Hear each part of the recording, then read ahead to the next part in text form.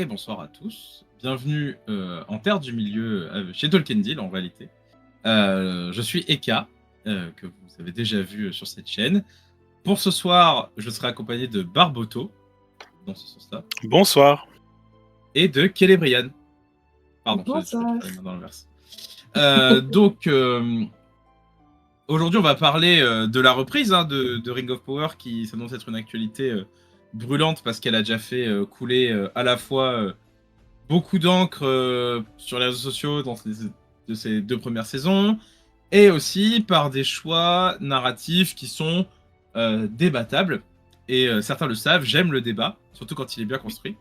Et donc aujourd'hui, on va s'intéresser à ce trailer et aussi aux images qu'Amazon nous a fournies pour préparer la série. Et un peu, voilà, vous rendre compte de ce que a été dit dans le texte, nos attentes un petit peu, un peu tout ça. Voilà, donc on vous garde pour une petite heure et demie de discussion, de débat sur la saison 3, enfin à venir de Ring of Power qui sortira en novembre, le 11 novembre, si mes souvenirs sont bons. Et évidemment que nous débrieferons sur Tolkien Deal. Barboto, Celebrian, comment ça va déjà ? Ça va bien. Ça va. Ok, des attentes vis-à-vis... Enfin, déjà, la saison 2, elle vous a laissé comment quand vous l'avez quittée ? Moi, je me souviens avoir été plutôt, disons que c'était un plus par rapport à la 1, parce que j'avais été convaincue notamment par le face-à-face Celebrimbor Sauron, du coup.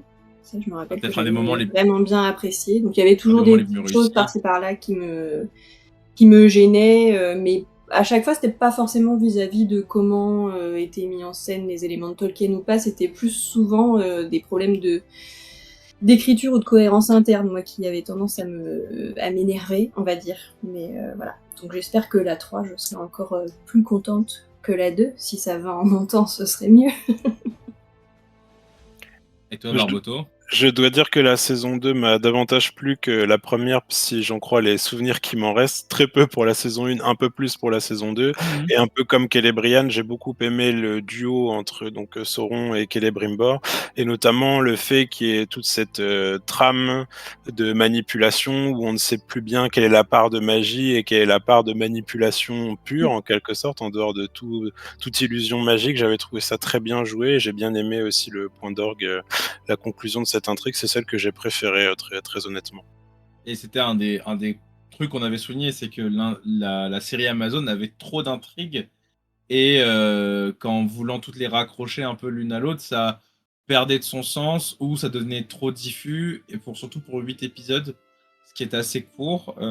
Et là, ça semble quand même être le cas de réduire les intrigues. Il semble que dans le trailer, il y ait seulement 4, voire 3 grosses intrigues quand même, et 3 d'entre elles se rejoignent vraiment fortement, là où il y a un arc quand même qui a tendance à être un peu mis de côté, qui est celui qu'on attendait, celui qu'on attendait, qui est toujours celui de Gandalf, qui ne va pas rejoindre les autres pour l'instant.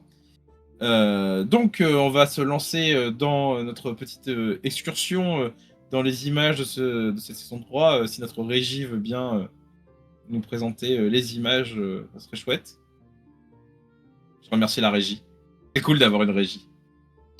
Alors, on se retrouve en Mordor, et je tiens à dire que le Mordor est pas dégueu. Encore très jacksonien, mais il est pas dégueu, hein. Il est pas dégueu pour un Mordor.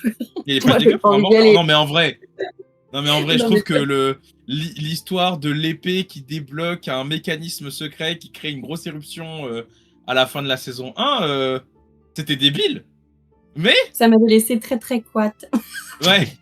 Mais regarde, qui a installé ce mécanisme ? Voilà. Alors que le résultat final est quand même assez sympa, je trouve. Et ça c'est quand même assez cool à retrouver. Bon, du coup, qui dit Mordor dit qu'on va retrouver notre cher Seigneur des Ténèbres, à savoir Halbrand Sauron, hein, mais je pense que maintenant on l'appellera surtout Sauron pour les intimes, avec évidemment la forge d'un certain objet qui est un peu au cœur de la série, hein, quand même, c'est un peu le titre, mais on en reviendra.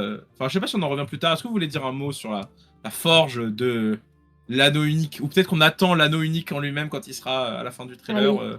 Ok, on se le garde pour plus tard. Bon, tu veux dire quelque chose, Barboto? Bah oui, peut-être, mais pour l'anecdote, puisque comme c'est un moment un peu de décryptage et de commentaires, bien rappeler aussi que l'anneau unique donc se voit graver un poème sur son pourtour, et donc ce poème, il est bien sûr écrit avec l'alphabet inventé par Tolkien, les Tengwar, et c'est vrai que pour l'anecdote, ce sont des Tengwar qui ont été créés par Fëanor. Fëanor qui est également le grand-père donc de il fallait le placer, mais c'est cohérent quand même avec le plan qu'on regarde. Donc ces fameux Tengwar, donc inventés par Fëanor, qui est le grand-père de Celebrimbor, et Sauron quelque part se réapproprie tout l'héritage matériel. On en parlera peut-être un peu plus tard avec le fameux marteau. On va le voir d'ailleurs, je crois. Mais aussi l'héritage immatériel, c'est-à-dire l'écriture elle-même, l'alphabet elle-même que Sauron n'a pas inventé. Et nous rappelons que voilà, il utilise un système d'écriture pour écrire dans une autre langue, qui n'est pas de l'elfique, mais qui est du noir parlé, qui est la langue du Mordor. A priori, du coup, influencé par lui. J'imagine que, voilà, en tant que puissance, il a dû se dire investir le langage et le contrôler, c'est peut-être une bonne chose. Moi, j'imagine bien à faire la langue pour les orques. Il leur donne des cours de linguistique à comment parler leur langue chez eux. Ça serait rigolo. Mais je pense pas qu'on aura ça. Est-ce que le noir parlé est une novlangue de la Terre du Milieu, peut-être? Ah, potentiellement, potentiellement. Alors, par contre, Fëanor continue de causer des problèmes ou pas? Alors, moi, je tiens à dire que sur le Discord de Tolkien, on est en train de m'agresser parce qu'on est en train de taper sur mon chouchou, et que là, Celebrian est en train de faire la même chose, et ça, c'est pas une bonne idée. Hein. Faut vraiment pas faire ça. Hein. Alors, on se retrouve quand même dans une scène un peu plus sympa, un peu plus champêtre, dirons-nous. Je pense que c'est un peu un souvenir, le mariage de Celeborn et de Galadriel. Enfin, je pense que c'est une représentation du mariage de Celeborn et de Galadriel. Hein. D'ailleurs, on les voit tous les deux, et ne sont-ils pas mignons quand même? Mais c'est vrai que ça sent pas beaucoup. Voilà, ça sent le flashback, mais je trouve que l'acteur choisi pour Celeborn, il est pas mal. Il est pas... Tu vois, il aurait pu prendre pire.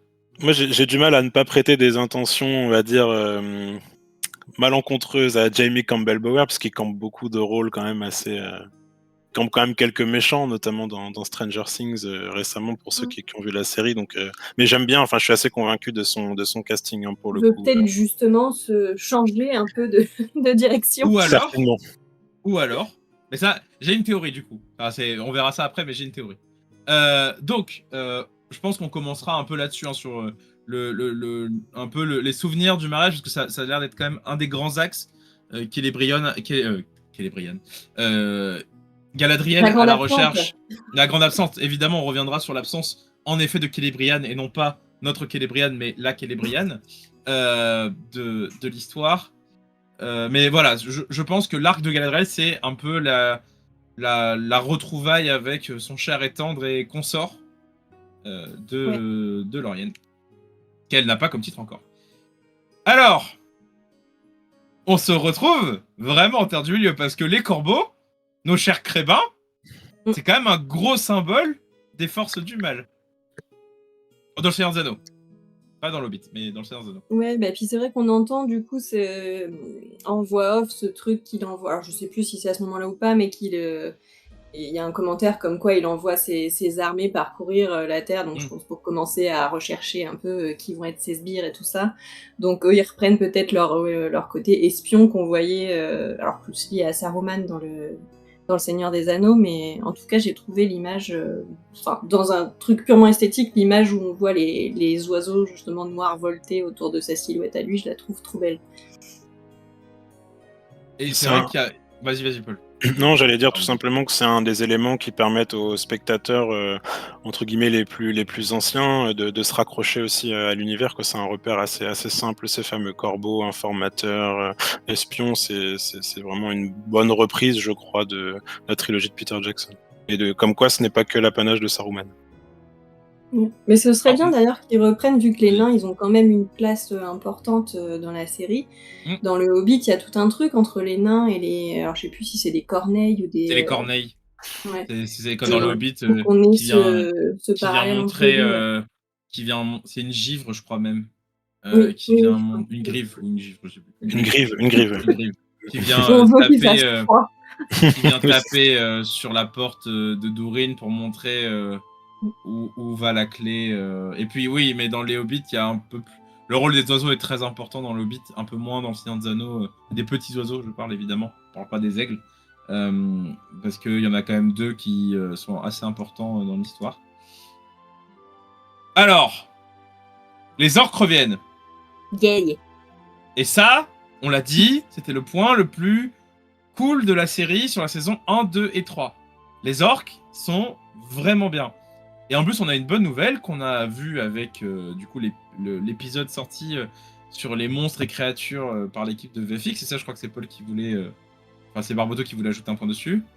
Alors peut-être pas spécifiquement sur les orques, mais on pourra sûrement y revenir, notamment sur la question du Balrog, là où éventuellement il y aura peut-être davantage de choses à dire. Moi je voulais simplement souligner le fait que j'aime beaucoup, mais on l'a déjà dit en saison précédente, j'aime beaucoup les orques de cette série parce qu'on retrouve, alors je sais pas si c'est 100% vrai, mais on retrouve des comédiens costumés, maquillés, avec des prothèses, et c'est ce qui avait fait, je crois, le succès des monstres de Peter Jackson, en tout cas pour la plupart, sauf pour le troll notamment, qui lui était réalisé, je crois, en images de synthèse. Oui. Mais les orques, en tout cas, sont vraiment réussis. Et ça, c'est pareil, je trouve que c'est un point d'ancrage pour récupérer une certaine audience qui est celle de la trilogie de Peter Jackson. Et ça marche plutôt bien sur moi, en tout cas. Et c'est ce qui avait fait défaut dans le Hobbit. Où beaucoup de choses oui, je les trouve là beaucoup plus tangibles que l'orque pâle, là, comment il l'appelle. Azog. Azog. C'était Azog. Il avait rien à faire là. Le design est très très beau, mais en fait... je sais pas, ouais, du coup, ça a un côté vraiment trop lisse. Tu sens qu'il est pas là, quoi, que ça fait pas le même effet du tout. Là, je suis très contente qu'on revienne à des prothèses et tout ça. Et du coup, on a un orc qui passerait dans le camp du bien. Sous la contrainte ou pas. Voilà, on sait pas encore. A priori, quand même, un peu de contrainte, parce qu'il y a une image où on le voit menacé par Galadriel et Arondir, Arondir qu'on va retrouver, Ismaël Cordova. Mais... voilà, c'est quand même cool d'avoir un orc dans le camp. Enfin, c'est toujours cool d'interroger la psychologie des peuples qu'on n'a pas trop interrogé. C'est vrai que dans le Seigneur des Anneaux, ils sont quand même assez caricaturaux. Dans le Silmarillion aussi un peu. Mais je pense que... c'est vrai qu'on a quelques individus quand même qui cherchent à déserter ou... Voilà, c'est ça. Qu'on entend parler, se plaindre de leur chef et tout. C'est des vraies personnes. Enfin, ils ont une... Juste, ils sont inféodés au mal. Enfin, Sauron, du coup, ils en ont peur. Et c'est vrai que dès qu'il y a une fracture dans l'autorité sauronienne, ils s'en vont. Juste, ils sont dangereux pour les humains. Et c'est pour ça que les humains les traquent et les pourchassent. Et il y a un truc qui était vachement pas mal aussi, c'est que quand on avait vu que Sauron avait retourné les orques contre Adar, Adar l'antagoniste de la saison 2, ce qui s'était passé, c'est que il y avait un truc de manipulation mentale, de soumission des orques, notamment via la couronne de Morgoth, que Sauron avait récupérée. Et donc voilà, et que du coup, il y aurait quelques orques qui se seraient défaits de cette emprise, peut-être, potentiellement, et ça serait intéressant à explorer. Parce qu'à un moment, je me suis dit, est-ce qu'il aurait pu... être envoyé pour tendre un piège à Galadriel, etc. Mais en même temps, je vois pas Sauron confier un truc si important à un orc lambda, entre guillemets. Et pour moi, ce piège, c'est Celeborn qui va le tendre. Dans quel sens ? Dans le sens où, pour moi, je pense que Celeborn, il va avoir le cerveau retourné par... il peut avoir le cerveau retourné. Ouais, je pense, c'est une hypothèse, tu vois, mais... Moi, j'étais plus sur un truc de peut-être il y a une partie du moment où Celeborn, en fait, il y a peut-être des illusions, des trucs comme ça, il n'est pas vraiment là, mais c'est vrai, j'avais pas pensé au fait qu'il pourrait être peut-être... être manipulé par Sauron, tu vois, Parce qu'on sait pas trop, en fait, ce qui s'est passé pour Celeborn. Bon. Est-ce qu'on pourrait pousser la théorie un peu plus loin en disant que c'est Marnouk, je crois, le nom de cet orc, c'est ça ? Je crois que c'est ça. Je sais pas. Je sais pas. Alors, mais pour avoir lu un petit peu la presse, je crois, ou alors c'était lors de la San Diego Comic Con, il me semble, et dans le kit de presse d'Amazon, ils l'ont annoncé avec son prénom, je crois. À vérifier, Marnouk, pas sûr. Okay. Et j'allais dire en plaisantant que c'est peut-être Celeborn corrompu et perverti, ce fameux orc Marnouk, qui pourrait retrouver la rédemption à la fin de la saison, peut-être. On a des orques rédemptés. Je crois pas, hein. Bon, je l'annonce tout de suite, c'est too much pour moi. Tu sais, genre, t'imagines les prothèses qui s'en vont et qui disparaissent, c'est et ça. la Celeborn qui ressort. Tu fais, non, c'est un peu, non, faut pas faire ça. Faut vraiment Parce pas qu'on faire l'a ça. vu sur Radar qu'il est guéri quand il passe l'anneau de Et oui. Galadriel, mais une fois qu'il le retire, ça ne marche plus. Alors, on a Galadriel qui semble en proie à des visions, ou en tout cas à des terreurs nocturnes. Je pense que c'est toujours lié, évidemment, à Sauron, enfin, à Sauron. Je me Ou demande si elle est pas. pas prisonnière, même. Ouais, Elle est alors, sale, tu vois. on la voit un moment dans une cage avec Celeborn. Donc, du Mhm. coup, peut-être qu'à un moment où, en effet, elle sera prisonnière, potentiellement. On a un peu de mal Bon. à distinguer ce qui relève, Ouais. j'allais dire, du flashback, de la scène vécue en temps réel. C'est un peu compliqué. Même si j'aime bien l'hypothèse qui fait que beaucoup de ces scènes sont éventuellement des scènes qui sont imposées par une forme peut-être de télépathie ou de manipulation, on va dire, soit de Sauron ou de quelqu'un d'autre sur l'esprit de Galadriel, ou alors c'est tout simplement un traumatisme qui ressort et le sentiment d'abandon qui peut être le sien après la disparition de Celeborn. Moi, j'ajoute quand même un point, si c'est la dernière hypothèse que je viens de mentionner. C'est un peu dommage de ne pas l'avoir présenté avant Celeborn, ou du moins de ne pas lui avoir donné un peu d'épaisseur au préalable. C'est presque dommage qu'il intervienne si tard. Je pense qu'on pourra développer après, mais c'est vrai que par rapport au texte, il y a beaucoup de déviations, il y a beaucoup de choses qui changent. On pourra peut-être en dire davantage tout à l'heure. Ouais. Mais là, ce qui m'embête à la rigueur, parce que je pense qu'on va rester sur un truc comme ça, hein, effectivement. À part Sauron, je vois pas trop à qui pourrait être cette main, parce que en tout cas, dans la Celeborn. bande-annonce, ça a un côté. Non, Sauron, je pense, parce que je trouve que c'est un Ok. côté malaisant, vraiment, dans Mm, mm, mm. la bande-annonce. Mais bon, c'est peut-être que ça nous induit en erreur aussi.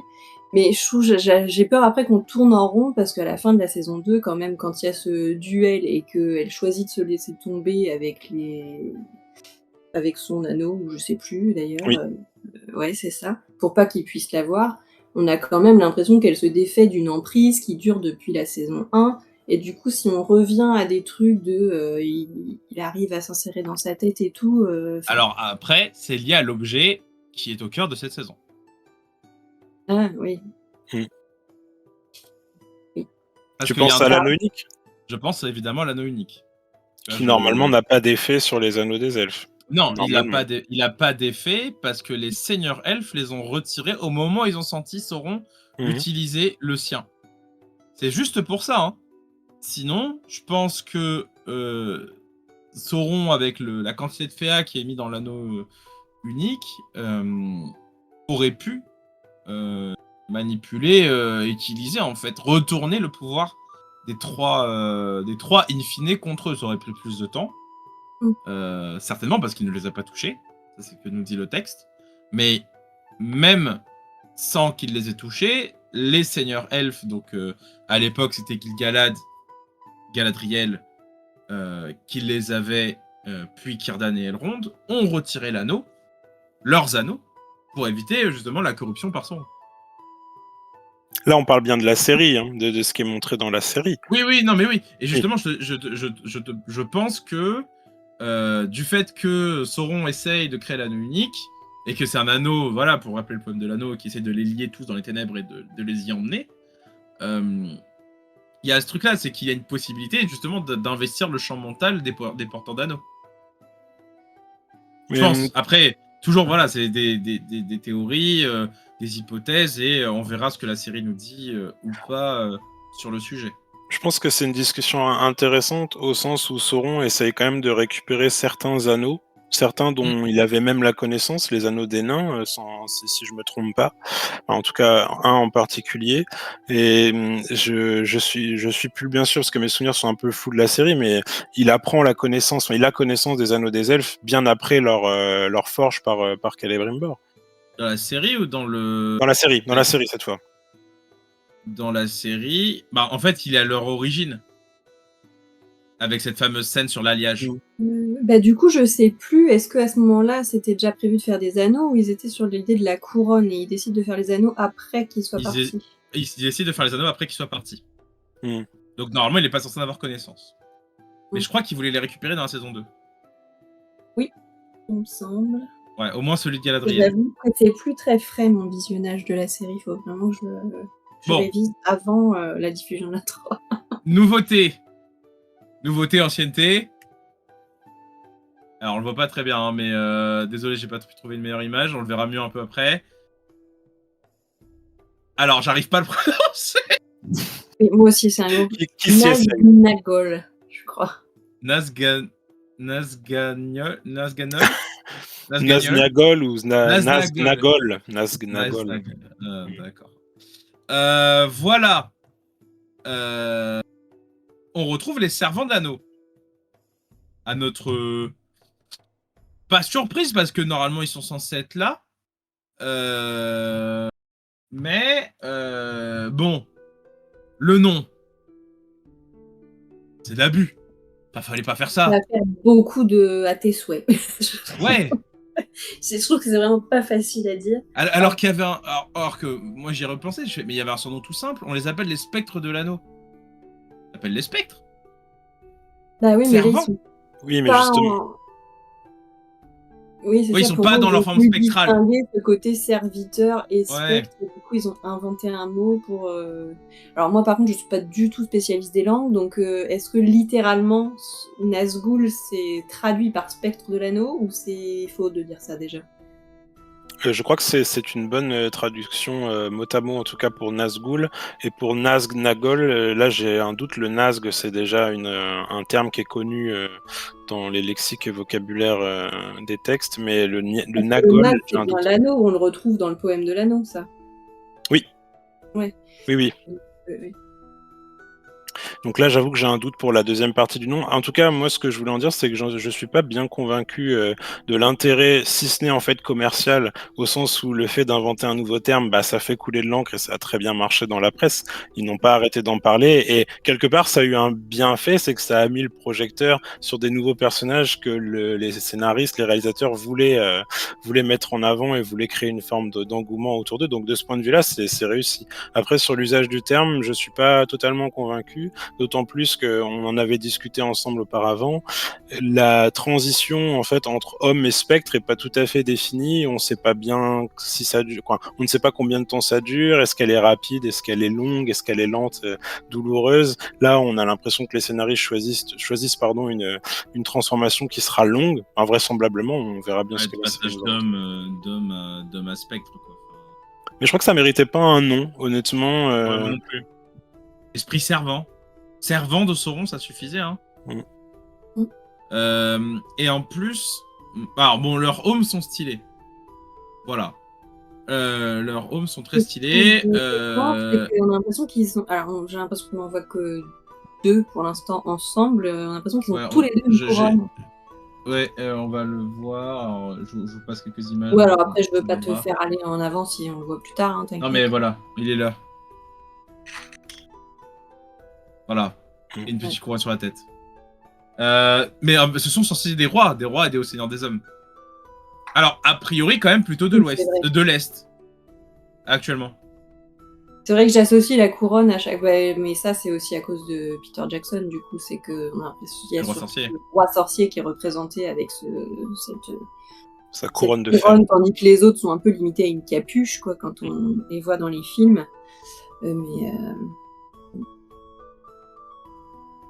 Moi, tu parlais de l'identité, je crois, Eka, donc des Naznagol, si on en prend le terme des showrunners. En fait, je crois savoir que pendant la San Diego Comic Con, 4 acteurs se sont révélés en costume, il me semble, pour faire un peu le show et l'animation. Et alors, outre celui qui a été révélé aussi dans la presse, donc Kamul, hein, qui est un personnage canonique, lui, hein, pour le coup, et qui est bien confirmé. C'est le seul dont on a le vrai nom. Exactement, et dont on sait bien qu'il est un homme puissant, un seigneur, je sais plus exactement, en tout cas un homme puissant, un orienté. C'est les seules choses qu'on sait. Et pour les 3 autres d'ailleurs, parce qu'en fait, sur 9, seuls 4 ont une identité à peu près définie. Les 3 autres seraient de Numénor. Voilà, c'est à peu près tout ce qu'on peut savoir à partir des textes. Sachant que pour l'instant, Sauron n'est pas allé sur Numénor. Enfin, dans la série à Brandsi, mais Sauron n'est pas allé sur Numénor again pour répandre sa corruption parmi les seigneurs. Ça arrivera bien plus tard. Ça devrait arriver à la fin de la saison 3, a priori, quand même. Ou la saison 4. Je pense que ça va être ça. Hein, dans leur manière de faire. Moi, ce qui C'est des m'embête, c'est Nazgûl, hein, c'est sûr. moi, ce qui m'embête, c'est que ils vont refaire un truc qui était vraiment nul, c'est de donner une identité aux Nazgûl. Et ça, moi, je connais qu'une seule source non tolkienienne qui s'y essayait, et c'était nul. Et c'était pas bien. Fallait pas faire ça. C'était le jeu Shadow of Mordor, enfin Shadow of Ah, War. j'allais dire, je n'ai pas la ref. Non, mais Ouais, effectivement. c'est le deuxième volume de la collection Shadow qui sont des bons jeux, hein, soit dit en passant, mais ils donnent une origine aux Nazgûl, et dans les Nazgûl, t'as Helm. Et bah Oh, non, c'est pas bah, vrai. c'est pas Pardon. possible. Helm un marteau n'est pas un Nazgûl. Il y a Helm, Isildur est un Nazgûl, Elendil aussi, je crois. Ar-Pharazôn, du coup. Ça se tient pour Ar-Pharazôn, enfin ça pourrait se tenir. Oui, alors Ar-Pharazôn, pourquoi pas. À la limite, c'est peut-être le seul qui me choquerait pas, même si j'aime pas trop. Tu vois, pour moi, Ar-Pharazôn, lui, il doit être wipé de la surface de la Terre. Bah ouais, c'est ça, pour moi, il est noyé, enseveli, lui, dans Oui, voilà, les c'est ça. flots, quoi. Et qu'il n'y a plus de corps qui Tout revient. comme le sont les Nazgûl dans la Brunnen Oui. lors du Seigneur des Anneaux. Donc, quelque part, le corps matériel n'a plus tellement d'importance à ce stade, je pense. À voir. De toute façon, on verra s'il lui donne un anneau. Que ça va être ça. C'est que les 9 sont des porteurs d'anneaux. Moi, je voulais. Et qu'il les a Ah pas. oui, tu penserais qu'il a eu son anneau, il aurait entamé à ce moment-là, du coup, sa transformation en spectre avant de sombrer avec sa flotte, et du coup, il revient après en terminer. Ouais. Mais on est d'accord que Sauron, il a les 9 là. Hein. Il a les 9 anneaux. Il peut les donner un peu Oui. comme il veut là. Il les récupère à la fin de la 2. Donc voilà, donc on va retrouver du coup. Vas-y. Antoine, simplement pour savoir si vous partagez aussi ce sentiment, je vais pas vendre la peau de l'ours, mais j'ai peur d'être déjà déçu vis-à-vis de ces fameux servants de l'anneau. Pourquoi? C'est qu'on a les scénaristes ont fait tout un travail de sémantique pour montrer qu'on est à une forme de stade intermédiaire entre l'homme et le spectre. Mais j'ai le sentiment que la série nous montre quasiment des hommes qui sont au bout du chemin et pas nécessairement des hommes qui ont pu être corrompus entre guillemets de bonne foi, c'est-à-dire qu'on les a trompés, on leur a promis des richesses, on leur a promis du pouvoir, des postes, voilà, de la puissance, sans que derrière l'homme en question accepte de devenir un serviteur, presque un esclave en fait de cet anneau. Et moi j'ai le sentiment qu'on nous vend une transition dans la presse, et en même temps on nous montre déjà en fait des serviteurs qui sont entièrement acquis à Sauron, qui n'ont presque plus de volonté propre. Moi c'est la crainte que j'ai en fait, qu'on montre pas des hommes qui sont en train petit à petit de sombrer, comme on avait pu montrer. Je fais pas de comparaison qui ne se valent pas, mais Celebrimbor qui sombrait aussi petit à petit tout au long de la saison 2. Là, j'ai peur qu'on nous présente des hommes en fait qui sont déjà totalement acquis à la cause de son. Surtout qu'il n'y a pas le temps.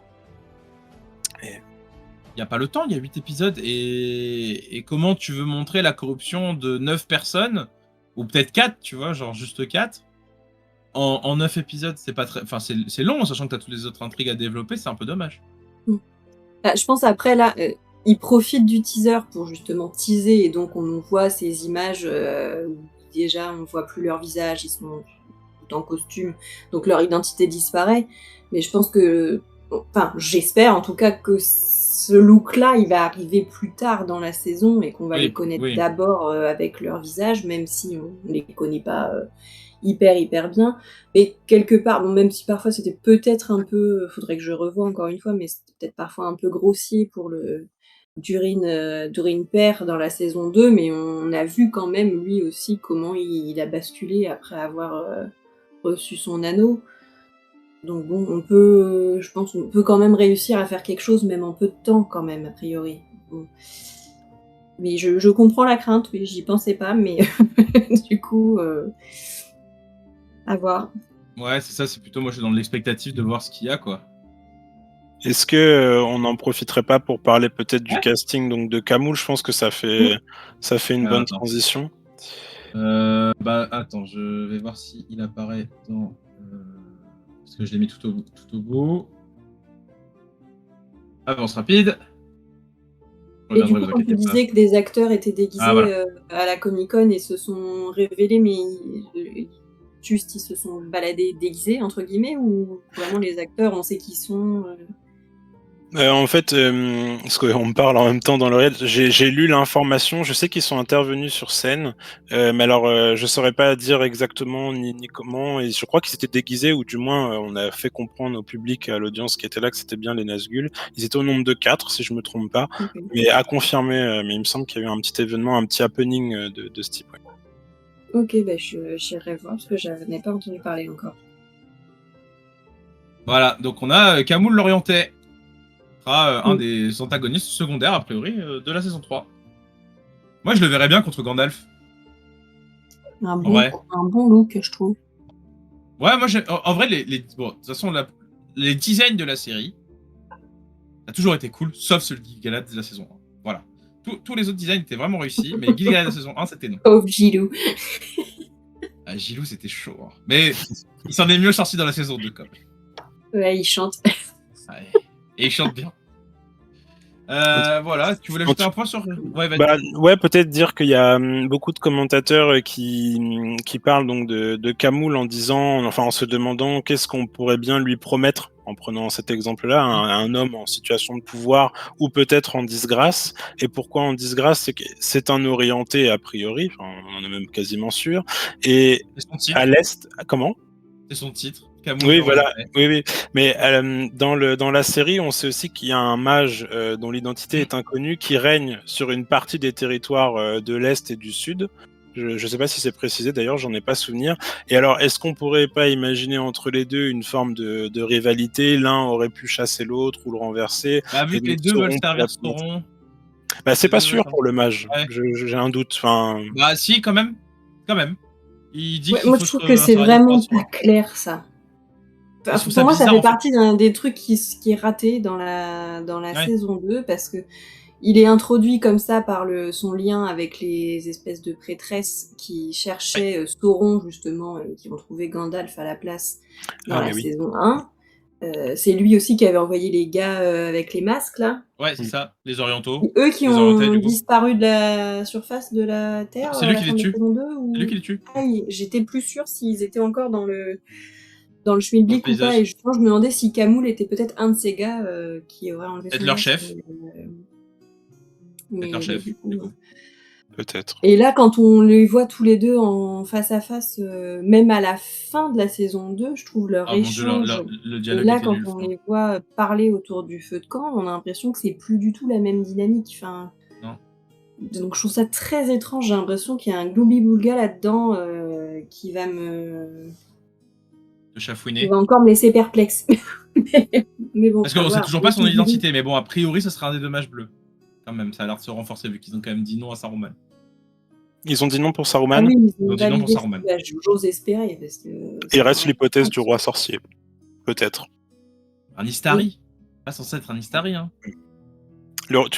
Il est présenté comme Istari, celui-là? Il s'est présenté comme Istari, oui. Ah, d'accord. Ah, Ok.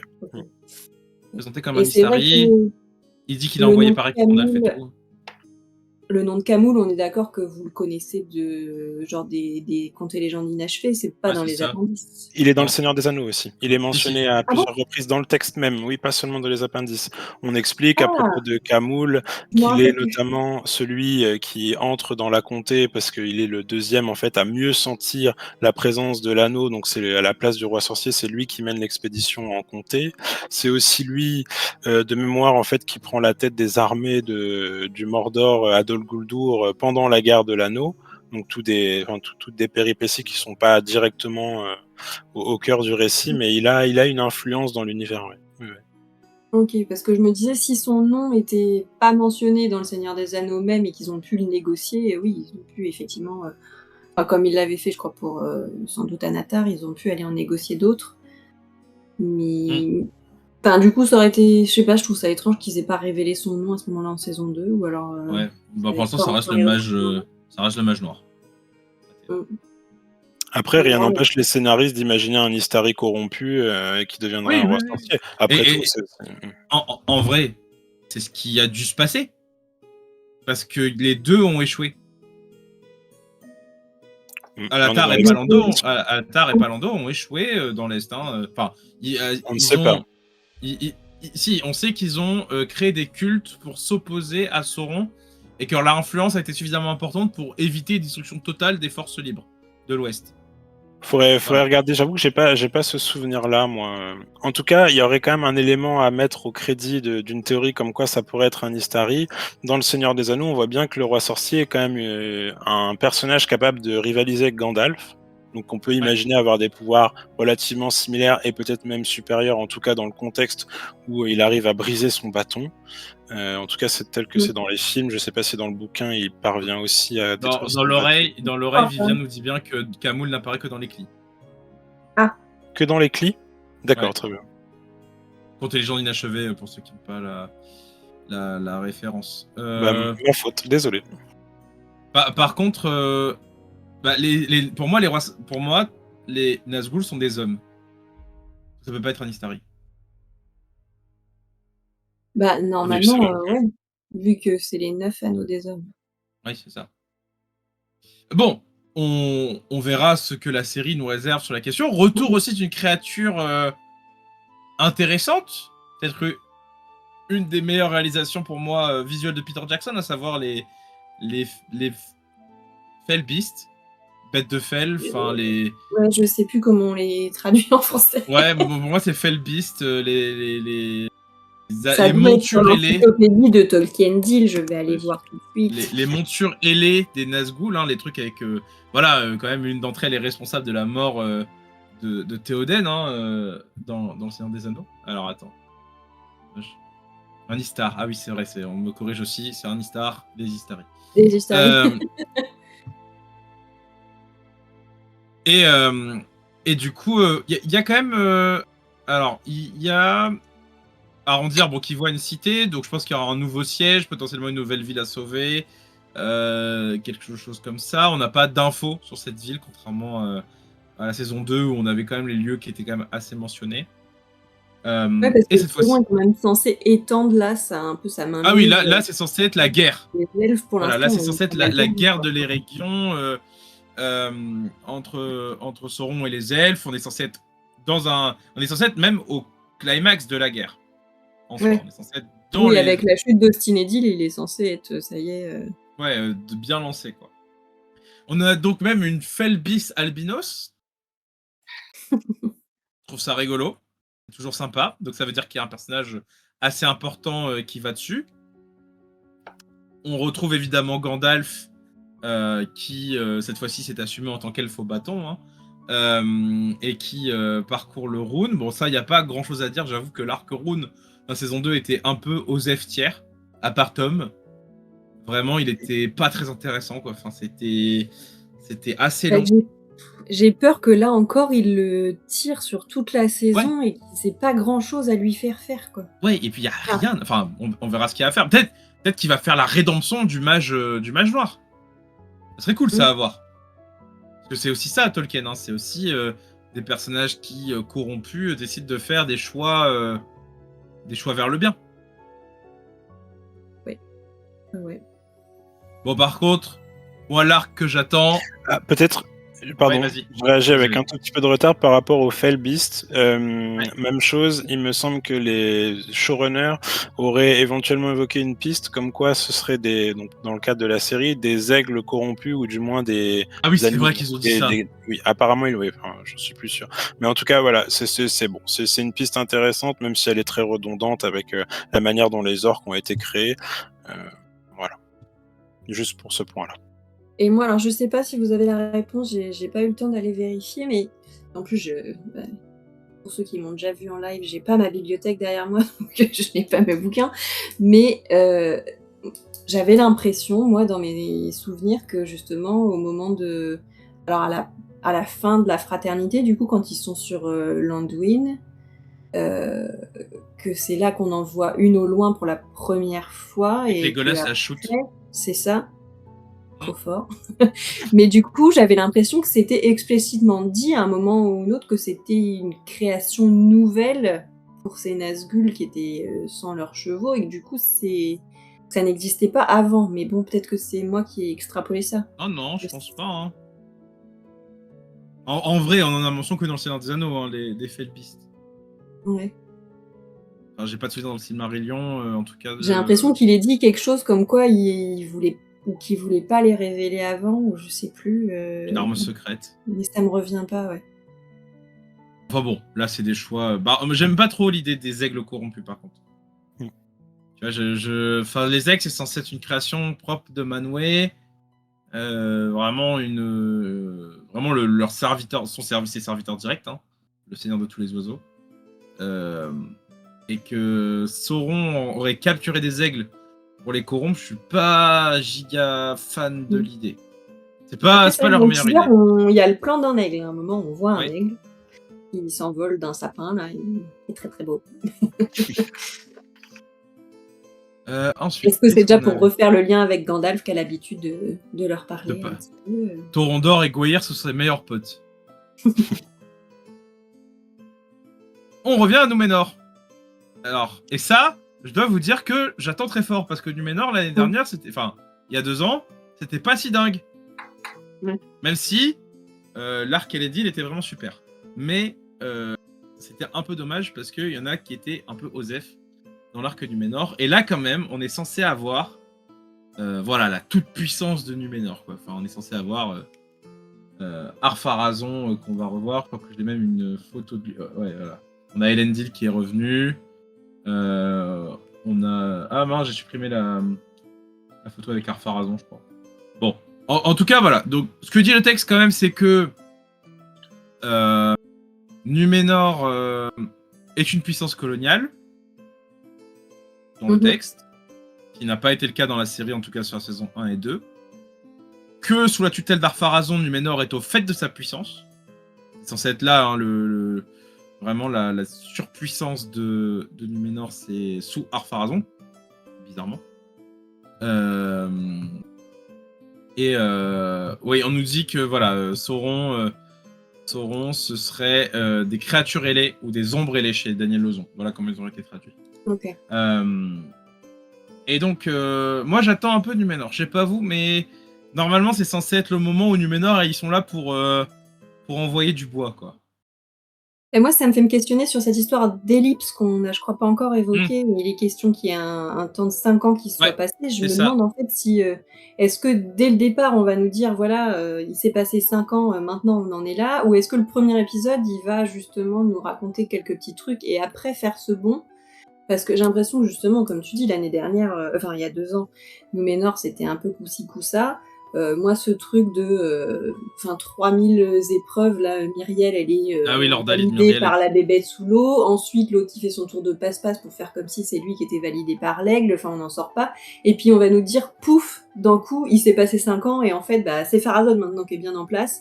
Enfin, je trouve que ça fait un peu très bricolé. Donc j'espère qu'ils vont quand même relancer un peu là où on en était avant de dire paf, il s'est passé 5 ans, quoi, parce que je trouve qu'il y a des choses qui sont un peu laissées en plan quand même. C'est un peu facile de les régler en disant voilà où on en est 5 ans plus tard. Mais bon, à voir. C'est le fait que aussi les formats de la série est très court. Oui, bah oui, je sais bien, mais... Et qu'il y a trop d'intrigues. Tu as bien fait de parler de l'ellipse temporelle, Celebrian, parce que ça me permet de placer ce que je vous disais l'autre jour, c'est que le temps est très relatif dans les saisons de Rings of Power, parce qu'entre le moment où Celebrimbor et son royaume tombent et le moment apparemment qui est celui qui est décrit dans la saison 3, il y a 1700 ans d'écart. Donc c'est vrai que 5 ans, c'est sacrément compacté, faut dire. Il y a beaucoup de choses qui se sont passées. Je crois qu'il y a une dizaine de rois à Númenor qui se sont succédés quand même dans l'intervalle depuis la chute de l'Eregion. Donc Pharazôn était loin d'être conçu. Enfin bref, c'est un choix scénaristique qui est vraiment, on peut tout à fait le comprendre parce qu'il faut simplifier la trame, il faut vraiment retenir le. 5 saisons. Oui, voilà, il y a que 5 saisons, donc il faut en retenir l'essentiel.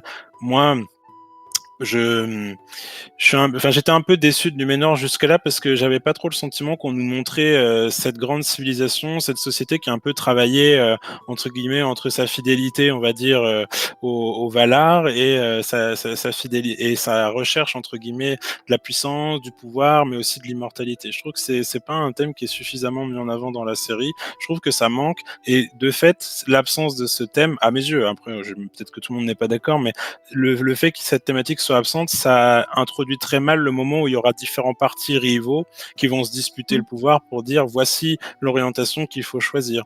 Pourquoi Ar-Pharazôn, comme disait très bien Celebrian, est-ce qu'on va nous le mettre tout de suite aux manettes pour nous dire Númenor a déjà choisi sa politique expansionniste, a déjà des possessions en terre du milieu, etc. etc. C'est dommage, moi j'aurais aimé qu'on le développe. Sachant que ça a déjà été le cas, parce que bon, on voit Ar-Pharazôn quand même en il a l'air armure, d'être celui qui négocie avec Gil-galad déjà. Parce Ouais, qu'on c'est ça. voit Gil-galad. Oui. Ouais. C'est vrai qu'on voit Et Gilou, j'ai pas Myriel, on réussi la à voit pas récupérer. du tout d'ailleurs dans le teaser. Non, Je non, crois non. pas, hein. On voit Elendil, mais on voit pas Myriel. Très peu de femmes d'ailleurs dans ce teaser, hein, seulement Et 2. c'est vrai que Elendil, on le voit avec une armée, mais comme il est parti Voir Anarion. Voilà, oui, parce que je vois que dans le chat, il y a quelqu'un qui dit on va voir Anarion. C'est vrai qu'on va voir Anarion. Ouais. Donc, je me pose la question de savoir, parce que on voit effectivement à un autre moment Ar-Pharazôn tout en armure et tout, et on voit Gil-galad derrière de mémoire, donc là on peut se dire qu'ils sont en terre du milieu pour essayer d'aller combattre Sauron, mais le fait qu'Elendil soit aussi avec une armée, je me demande s'il n'y a pas un truc de guerre civile du coup qui va être amené. Enfin, je sais pas, là comme ça j'ai du mal à envisager que Ar-Pharazôn rappelle Elendil. Ouais, je vois pas non plus. On le voit avec ses conseillers à un moment. On le voit avec Gil-galad. Oui. Oui, là on voit pas très bien, mais le monsieur tout en doré, évidemment, c'est Gilou. Donc on a une. Alors, moi je pense que les elfes vont venir en Númenor pour demander de l'aide. Oui, c'est vrai qu'il y avait Kemet qui venait un peu en colonisateur quand il venait récupérer ce bon vieux Elendil. Hein. Ce bon vieux Elendil. Ah non, c'est Isildur. Excusez-moi. Ils ont récupéré Isildur. Qui ne servait à rien. Elendil, il croit toujours qu'Isildur est mort, on est d'accord ? Oui. Isildur qui avait sa petite amourette avec la demoiselle Estrid. Ah oui. On a Galadriel qui retrouve son cher et tendre, hein, parce qu'on reconnaît bien quand même les cheveux de Celeborn, a priori dans une forteresse, peut-être la forteresse où Celeborn a été capturé et torturé. On revoit Morphy Clark. Moi, je vous avoue que ça me fait toujours plaisir de la revoir. Je trouve que c'est quand même une actrice qui est le plus investie dans son rôle de Galadriel dès qu'elle la joue. Elle joue la Galadriel du premier âge que moi j'imaginais bien. Hein. Voir la Galadriel impétueuse et combattante. Une Galadriel intéressante en somme, quoi. Mais qui est stupéfaite de retrouver ce bon vieux Celeborn. En tout cas, si vous savez pas, il y a une blague récurrente sur Celeborn. Si vous voulez en savoir plus, venez sur Tolkien le Discord, parce que comme ça vous pourrez rigoler un peu. Tolkien, ce petit taquin, n'avait pas prévu une traduction précise de Celeborn. Voilà. Mais oui, enfin Celeborn après 6 ans d'attente, quoi. C'est ça, qu'on s'est fendu juste d'une micro-mention en saison 1. L'huître, comme si le deuil était déjà fait. L'huître argentée, quand même, enfin... C'est n'importe quoi, enfin, C'était un peu disrespectueux de la personne qui est Celeborn, parce que bon, c'est pas n'importe qui, quand même. Juste, il est un peu occulté par sa femme. Ce que je trouve encore là un problème d'écriture, du coup, dans la série, c'est vraiment ce truc de... on nous a tellement donné peu de choses sur le fait qu'il était pas là, enfin, genre, juste, elle dit un truc du genre qu'elle l'a perdu, on croirait Alain Chabat dans la Cité de la Peur, quoi. Mais, et franchement, tu te dis, quand même, tout le pitch de départ de Galadriel, c'est qu'elle remue ciel et terre pour venger la mort de son frère, et on a l'impression que la disparition de son mari n'a absolument aucune importance et aucune incidence sur ses actions. C'est très étrange quand même, je trouve, comme point de départ. Donc, ouais, je sais pas, je trouve que là, c'est pareil, il y a quelque chose d'un peu ficelé. C'est... faiblement. Mais bon. En regardant le chat, je vois quelqu'un mettre une citation « Il est perdu ». Je me souviens pas de celle-là, mais si elle est comme ça, elle est très intéressante, je trouve, parce que dans le sens « il est perdu », ça peut être au sens effectivement physique, géographiquement parlant, il s'est perdu, ou alors il s'est perdu au sens moral du terme. Et là, peut-être revenir à ce que tu disais, Antoine, au tout début, je crois, de cette émission, où tu pensais que Celeborn aurait pu être perverti éventuellement par Sauron. En tout cas, manipulé, tu vois. Ouais, mais c'est vrai que il est perdu, en français en tout cas, c'est assez ambigu, c'est assez intéressant, ça pourrait laisser présager éventuellement qu'il ait été capturé et qu'on se serve de lui comme un levier de chantage ou même comme une arme, pourquoi pas. Alors, C'est vrai que de Zouguelian temps qui en temps, pose dans la le question. teaser, qu'elle dit « Où Ouais. étais-tu ?» Moi, je l'entends vraiment comme... Ah oui, il y a ça. qu'elle le croyait mort, en fait, j'ai Oui, l'impression. oui, non, mais pour elle, elle l'a vu partir dans son armure argentée, et après, elle le revoit plus. Voilà, c'est ça le truc. Alors, du coup, c'est vrai que l'introduction de Celebrian. Hey. Parce que bon. La vraie, tu veux dire? Enfin, celle de l'histoire. Mais oui, non mais moi déjà je suis encore traumatisée du pseudo baiser, de Ah oui. Elrond et Galadriel, mais alors, en plus, si, on nous fait une Celebrian bébé dans les bras d'Elrond, je vais mourir. Alors, pour le rythme de croissance J'exagère, des c'est elfes, débile de dire ça, mais pour le rythme de croissance des elfes, je vous invite à aller sur Tolkien Deal, sur le YouTube, pour regarder la vidéo que nous avons fait avec Simon sur comment les elfes vieillissent.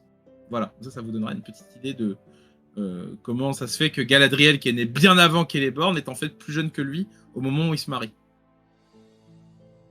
Voilà, c'est comme ça, vous aurez des infos là-dessus. Bon. Est-ce que peut-être, comme on est Vas-y. sur le sujet de Celeborn et Galadriel, Ah bah tiens, voilà, en plus j'étais. Vas-y. comment dire, moi je trouve que la série, pareil, il y a une petite déviation avec le texte, au sens où il y a bien une séparation physique entre Celeborn et Galadriel, il me semble, au Deuxième Âge, lorsque cette dernière choisit d'aller à l'est des montagnes de brume, des monts brumeux, pour aller vers le territoire de ce qui deviendra la Lothlórien. Et à ce moment-là, en fait, Celeborn ne la suit pas. Et c'est en fait le seul moment, en tout cas étayé, il me semble, dans le texte, où il y a une séparation entre les deux. Ici, dans la série, effectivement, on a l'impression que c'est plutôt lié à un accident ou à une bataille ou quelque chose. De la guerre. Hein. Quelque chose, ouais, voilà, quelque chose de ce type. C'est assez intéressant de ce point de vue. Et sur la question de Celebrian aussi, on ne sait pas. Il me semble, je dis beaucoup, on ne sait pas parce que je doute souvent de mes affirmations maintenant qu'on m'a montré que Camoul n'était pas dans le Seigneur des Anneaux. Mais j'espère ne pas reproduire d'erreur. Non, mais blague à part, je crois qu'on ne connaît pas la naissance précise de Celebrian et on ne sait même pas parce que Celeborn et Galadriel se rencontrent au premier âge et ont peut-être eu leurs enfants rapidement. Enfin, tout ça, on ne le sait pas. Donc c'est beaucoup de zones d'ombre que la série peut exploiter aussi là pour. Elle serait née entre 350 et 400 du Deuxième Âge. D'accord. Et c'est dans quelle source? Ouais, je pense des appendices, hein. C'est dans la chronologie. Dans les appendices? Ok, très bien. Bah, je crois que parce que moi je me suis un peu nourri de notre encyclopédie, ce sera peut-être l'occasion de la ouais, il mettre n'y a à pas jour, les alors. dates dans notre Ouais, encyclopédie. donc Il y a juste son départ de la Terre du Milieu, c'est tout. Dans Nature of Middle-earth, pardon. On ne donnait pas la descente, elle serait née au début du Deuxième Âge, mais 300 du Deuxième Âge.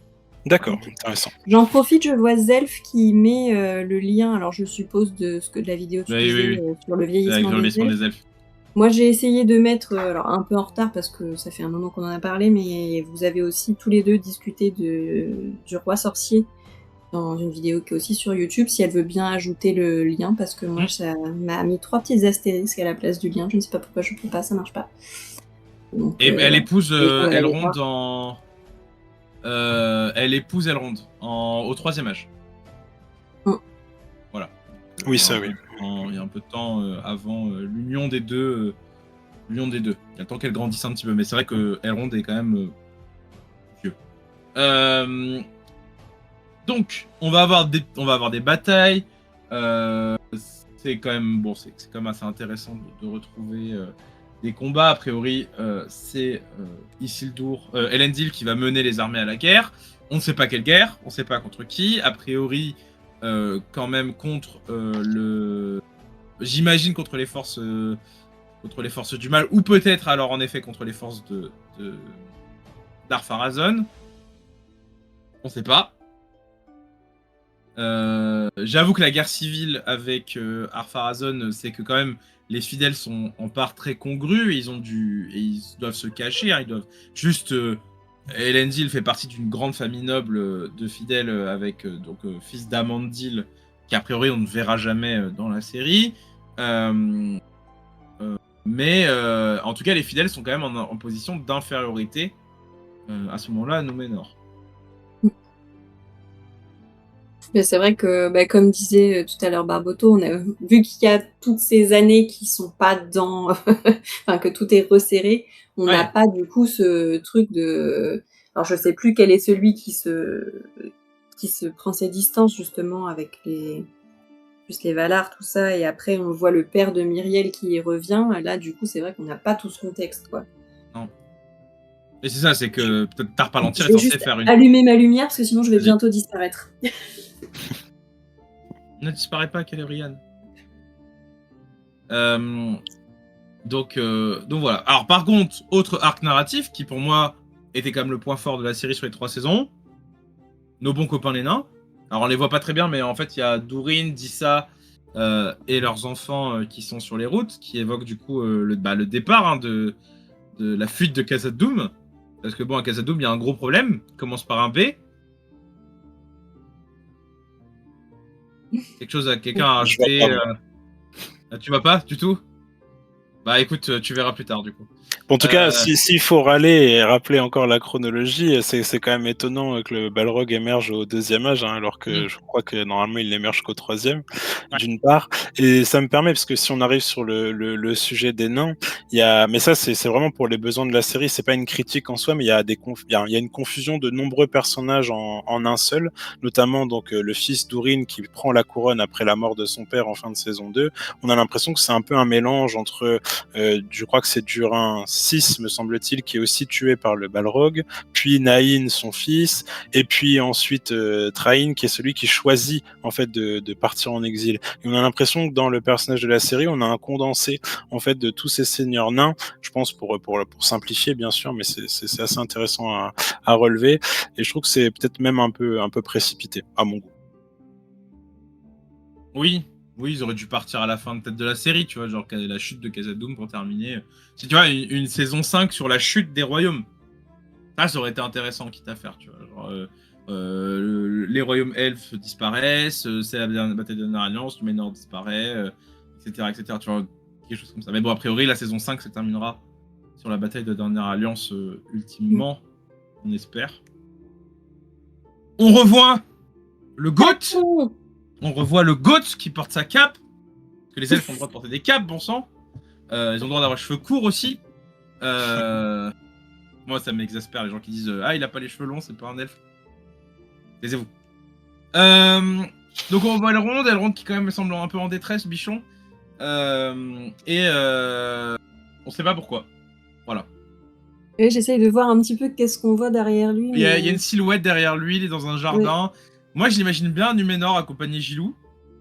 Mais oui, en plus, il y avait des photos de tournage qui avaient un peu leaké au début, non? Où on le voyait justement sur le quai et tout ça.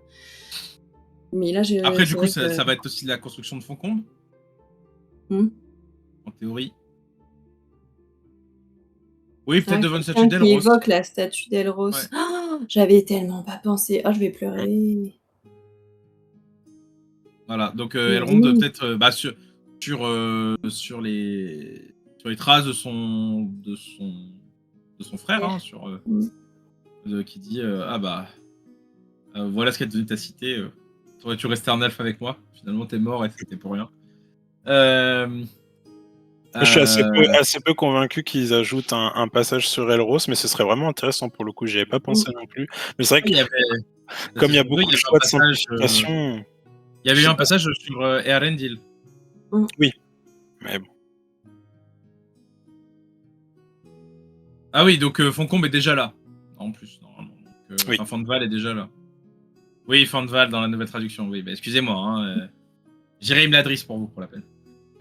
Donc, a priori, Durin fait... En fait, c'est Dain aussi, tu vois, dans Dain,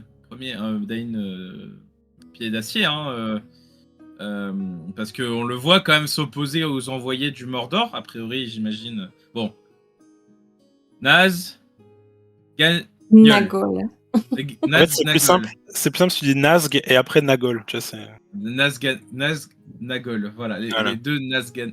Ah bon, j'arriverai jamais. Les deux servants, hein. Voilà, les deux servants de Sauron. Oui, Nazg se met à Gol, mais non.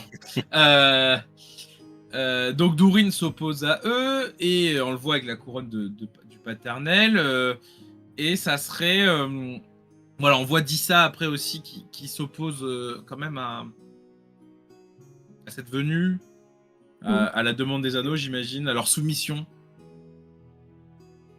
Ce serait cool que des nains, justement, se forment la guerre civile sur les anneaux. Ce serait plus intéressant, tu vois, pour légitimer ou au contraire illégitimer Durin. Bah, je pense aussi, qu'on va mais- un peu là-dedans, hein, avec l'histoire de Le son frère. qui est censé arriver, ouais. On l'a vu, non? Je sais plus si on le voyait à la fin de la saison 2. Non, je crois qu'il est juste Non, je crois annoncé, pas. mais on l'avait Ouais. pas vu encore. Juste petite touche sur la musique, parce que à ce moment-là, il y a justement le son d'une voix là qui retentit, et c'est très joli, je trouve. Et c'est vrai que j'aime bien la musique quand même globalement, donc j'ai hâte de voir ce qu'ils vont faire là. Mais cette scène, ouais, ça m'évoque celle du Seigneur des Anneaux en fait, qui est racontée au Conseil d'Elrond, où il dit que bah il y a des messagers qui sont venus justement jusque, je sais plus, est-ce que c'est déjà bah non, c'est pas à la Moria, il y a personne à la Moria. Non, c'est dans les mondes, c'est vers Erebor. Oui, bah oui. Et on les envoie un peu paître, en tout cas, on joue le temps. Du coup, ça me fait penser un peu à ça. En tout cas, va y avoir des problèmes dans la nouvelle demeure des nains. Alors, où qui serait? Je sais plus s'ils le disent où ils fuient. Dans les monts brumeux, j'imagine, dans les montagnes bleues. Les montagnes bleues. Les montagnes bleues. Alors, Umakil. Et ça, j'avoue que s'il y a bien un animal pas trop... Antoine, un peu maltraité... Vas-y. Eka, on dit un moumak, apparemment. Un moumak. Un moumak, des moumaks. De toute façon, il va falloir me corriger, ça fait très longtemps que je n'ai pas parlé Tolkien, donc je fais des erreurs. Pardonnez-moi le chat, pardonnez-moi YouTube, hein, mais un moumak... Non, mais c'est pour plaisanter. Un olifant. Voilà, je vais l'appeler comme ça. Donc, on voit un olifant et c'est cool parce que moi, c'était une créature que j'aimais beaucoup dans le Seigneur des Anneaux parce que c'est cool d'avoir des éléphants, toujours. Hein. C'est juste dommage qu'ils soient pas du bon côté, mais ça, c'est parce que je dirais à Tolkien que c'est une faute de goût personnel. Bah, les pauvres bêtes, ils sont pour rien. Ouais, c'est ça, en plus. Alors, a priori, Gandalf va voyager dessus. J'ai l'impression, oui, dans cette petite vidéo qu'on voit sur les créatures. Dans l'autre vidéo, du coup, sur les créatures, on voit l'acteur de Gandalf monter, il dire vraiment, je vais monter sur un Mumak, quoi. Donc, D'ailleurs, il dit Mumakil au singulier, ça va pas du tout. Ah bah, t'es pas le seul, les gars. Ah, mais eux, ils sont payés pour dire des choses correctement, moi pas. Donc voilà, donc a priori, on s'enfonce dans le Harad, on s'enfonce dans le Rhûn pour Gandalf. Pourquoi faire? On sait pas. Qui va voir? On sait pas. Est-ce qu'il va réussir à faire quelque chose? On sait pas. Voilà. En tout cas, il a un nouveau caillou qui brille au bout de son bâton. C'est vrai, et ça c'est cool. Ah, il a son chapeau. Oui. Il a son chapeau. On l'a vu avec ses chapeaux. C'est pas exclusif au Harad a priori, hein, c'est plutôt le sud. Il y a un souci de géographie? Ah bien, bah, vous nous en direz. Voilà, on voit le bâton qui brille. Bâton à la fois similaire mais différent. Oui, il est plutôt à l'est. Il est pas au sud-sud. Il est dans le Rhône plutôt qu'au Harad. Il faudrait qu'il descende un petit peu. Après, si on veut chipoter, il est peut-être dans une zone frontalière, hein, on sait pas. Hein. Oui, voilà, on sait pas. En fait, on sait pas où il est. Entre les deux, on sait pas trop. Voilà, on sait pas où il est. Hein. Et puis bon, l'orientais, est-ce qu'on sait où le Rhône s'arrête en vrai? Ouais. Oui, déjà.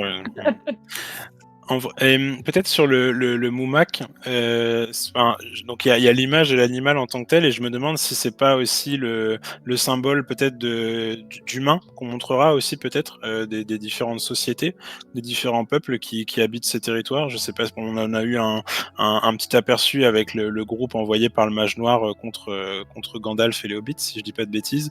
Mais c'est vrai que ce serait intéressant aussi de voir si le Gandalf des Anneaux de Pouvoir essaye un peu de contrecarrer les plans, les alliances passées par Sauron éventuellement avec toutes ces sociétés, et de montrer peut-être aussi des personnages nuancés, ce serait intéressant. Et c'est vrai que moi je me demande si on va encore faire... Je sais pas si Gandalf en est déjà là en fait. Là dans la série, on a l'impression qu'il est toujours en quête de redécouvrir qui il est, etc. Et pas il a juste un nom. Ouais. Juste un nom. Il y avait des pouvoirs parce que Tom Bombadil a été sympa. Oui, alors 100% d'invention, on sait quand même que des Istari sont partis dans l'Est. Mais juste au troisième âge. Au troisième âge. Et juste pas Gandalf. Aussi. Ça n'est pas possible. Bon. Alors, on a un orc qui sera du côté de Galadriel et Arondir. Hein. Galadriel et Arondir qui vont être, je pense, proches comme jamais. Ça, il apparaît un peu comme son second parce que sur toutes les batailles un peu où on voit Galadriel en armure, on voit quand même Arondir qui est présent. Donc ça a l'air de devenir un peu son commandant en second. Une belle promotion. Je pense qu'ils doivent lui négocier. Oui, pardon, j'étais sur l'orc, mais fini sur Arondir. Oui, mais non, mais sur Arondir, y a pas. Le problème, c'est qu'il n'y a plus grand chose à dire vu qu'ils lui ont enlevé sa romance. J'avoue que il a. J'adore l'acteur, hein, mais il a plus trop d'intérêt. Je sais même pas si c'était la romance qui en donnait un. Pour moi, c'était plutôt. Non, mais ça permettait au scénariste de lui injecter de la matière, si tu veux. Oui. Là, du coup, comme il en a plus, il n'y a plus de raison d'injecter de la matière. D'ailleurs, à propos d'Arondir, est-ce qu'il s'est bien remis de son coup de dague dans les tripes reçu en fin de saison 2 Ça a l'air, hein aussi, hein. Ça a l'air d'aller, hein, effectivement. Un commentateur sportif qui refait la médecine des elfes et d'Elrond a fait des merveilles, hein, visiblement. Ou Galadriel, hein. Galadriel. C'est vrai. C'est vrai.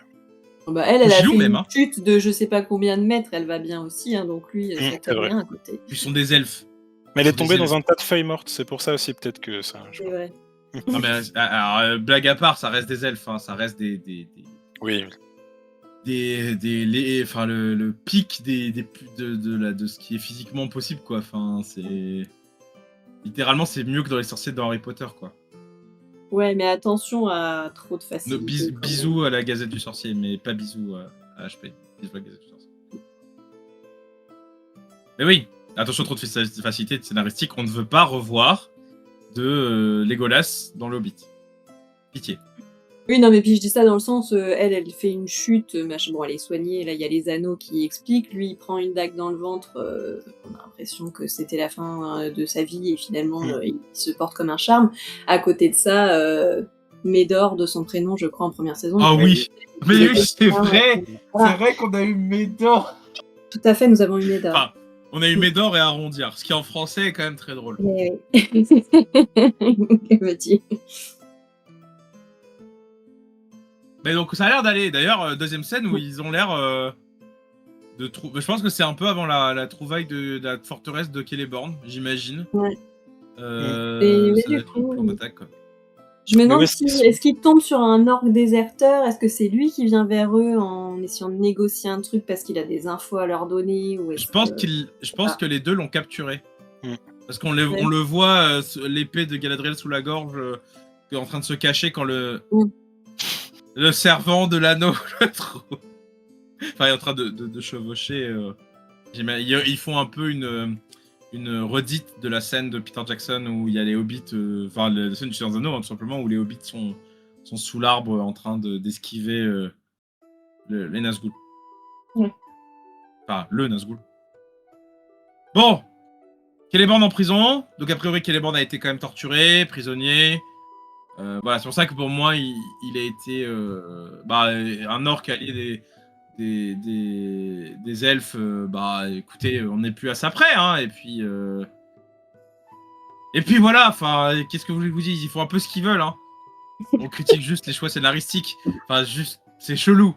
Mais bon. Oui, bah, pour l'instant, on ne fait que des hypothèses parce qu'on ne sait pas encore. Voilà. et puis pourquoi pas ? Pourquoi pas ? Juste, il n'y a jamais eu de rédemption d'orc, malheureusement, mais ça aurait été possible. Dans la saison 2, l'orc fan de... Enfin, le fidèle d'Adar, là, il était vachement chouette, moi, je trouvais. Je sais plus son nom, mais il était vachement cool, moi. Non, je vais pas retrouver. Ouais, non plus, mais... Moi, je trouvais que cette fidélité à Adar, au point de dire je veux plus obéir à Sauron, et quand Sauron le manipule, il trahit Adar, et ça lui fait super mal, tu vois. Genre, c'était assez chouette, comme... Bon, donc du coup, Galadriel, a priori, c'est retrouver mon chéri. Enfin, je vais retrouver mon chéri. Là où Gilou et les Numénoréens vont devoir se débrouiller contre Sauron. Et Durin va devoir se débrouiller contre Sauron. Je pense que ça va être à peu près ça, les 3 grands axes. Et évidemment, j'oublie Sauron lui-même qui a un arc narratif a priori. Oui. Notamment. Et Gandalf aussi. Voilà, il y a toujours beaucoup trop d'intrigues. Enfin, 5 c'est trop. Faut pas faire autant, mais bon. Non, pitié, faut pas qu'il apparaisse dans le dernier épisode de saison 3, faut qu'il apparaisse dans la première semaine, quoi.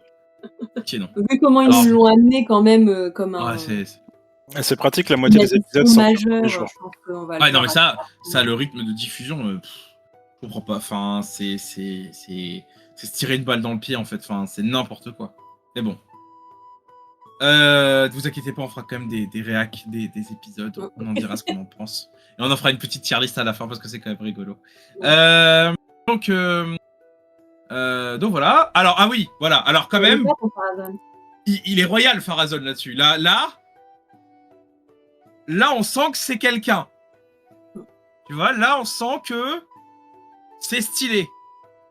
En même temps, Pharazôn le doré, là, il est à côté de Gilou, donc il veut que ça claque. Tu vois, il en rajoute. Et franchement, je trouve que alors, il faudra voir dans la série, du coup, ce que ça rend, mais je pense que les 2 armures des 2 personnages les plus fans du doré de la série, ça peut être fun, tu vois, ça peut être rigolo. Peut-être pour le commentaire, j'ai relu avant de venir à cette émission un des essais qui est sur Tolkien Deal, notamment les inspirations égyptiennes pour la civilisation numénoréenne. Et là, je retrouve bien ce qui avait été souligné dans l'article par Druss Vivien Stoker. C'est la forme de son casque qui reprend assez bien les couronnes égyptiennes assemblées, le fameux pshent. Et en tout cas, elle est très verticale. Elle dispose aussi d'accessoires. Ses ailes, on dirait qu'il a des ailes en fait qui pointent quasiment vers le haut. Je trouve que ça ressemble assez bien, en tout cas. Enfin, ça correspond à l'inspiration que Tolkien, me semble-t-il, a reconnue dans une de ses lettres, en tout cas. Mésopotamien, Égypte antique, voilà. Ce sont les empires qui représenteraient Núménor au fait de sa gloire. Mais très réussi esthétiquement, en tout cas, le costume, bon, ça voilà. rentre. Et puis c'est cool de... Enfin voilà, Pharazôn est censé donner de l'aide aussi un petit peu en terre de... Enfin, donner de l'aide, pardon. Envahir la Terre du Milieu pour mettre Sauron à genoux. C'est souvent comme ça que c'est présenté, hein. Mais... il le dit comme ça, il le dit je viens vous aider contre Sauron, et puis après il fait... Bon... Reste. Quelques petites colonies par-ci par-là, je vais pouvoir mettre mon influence en place.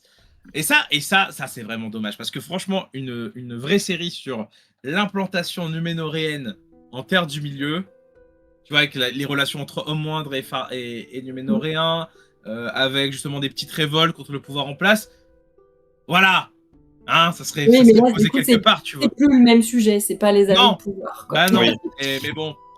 C'est un sujet d'historien, ça, c'est pas vraiment un sujet de série à succès. Je suis trahi. Mais c'est vrai que je trouve que ça quand même... Je trouve que ça met un peu de la confusion avec ce truc de Pelargir qui est quand même présenté comme une ancienne cité numénoréenne, genre à l'abandon. Et donc, comme s'ils étaient déjà venus s'installer, mais finalement ils s'en étaient délaissés, puis maintenant ils vont revenir, et je sais pas, je trouve ça un peu encore...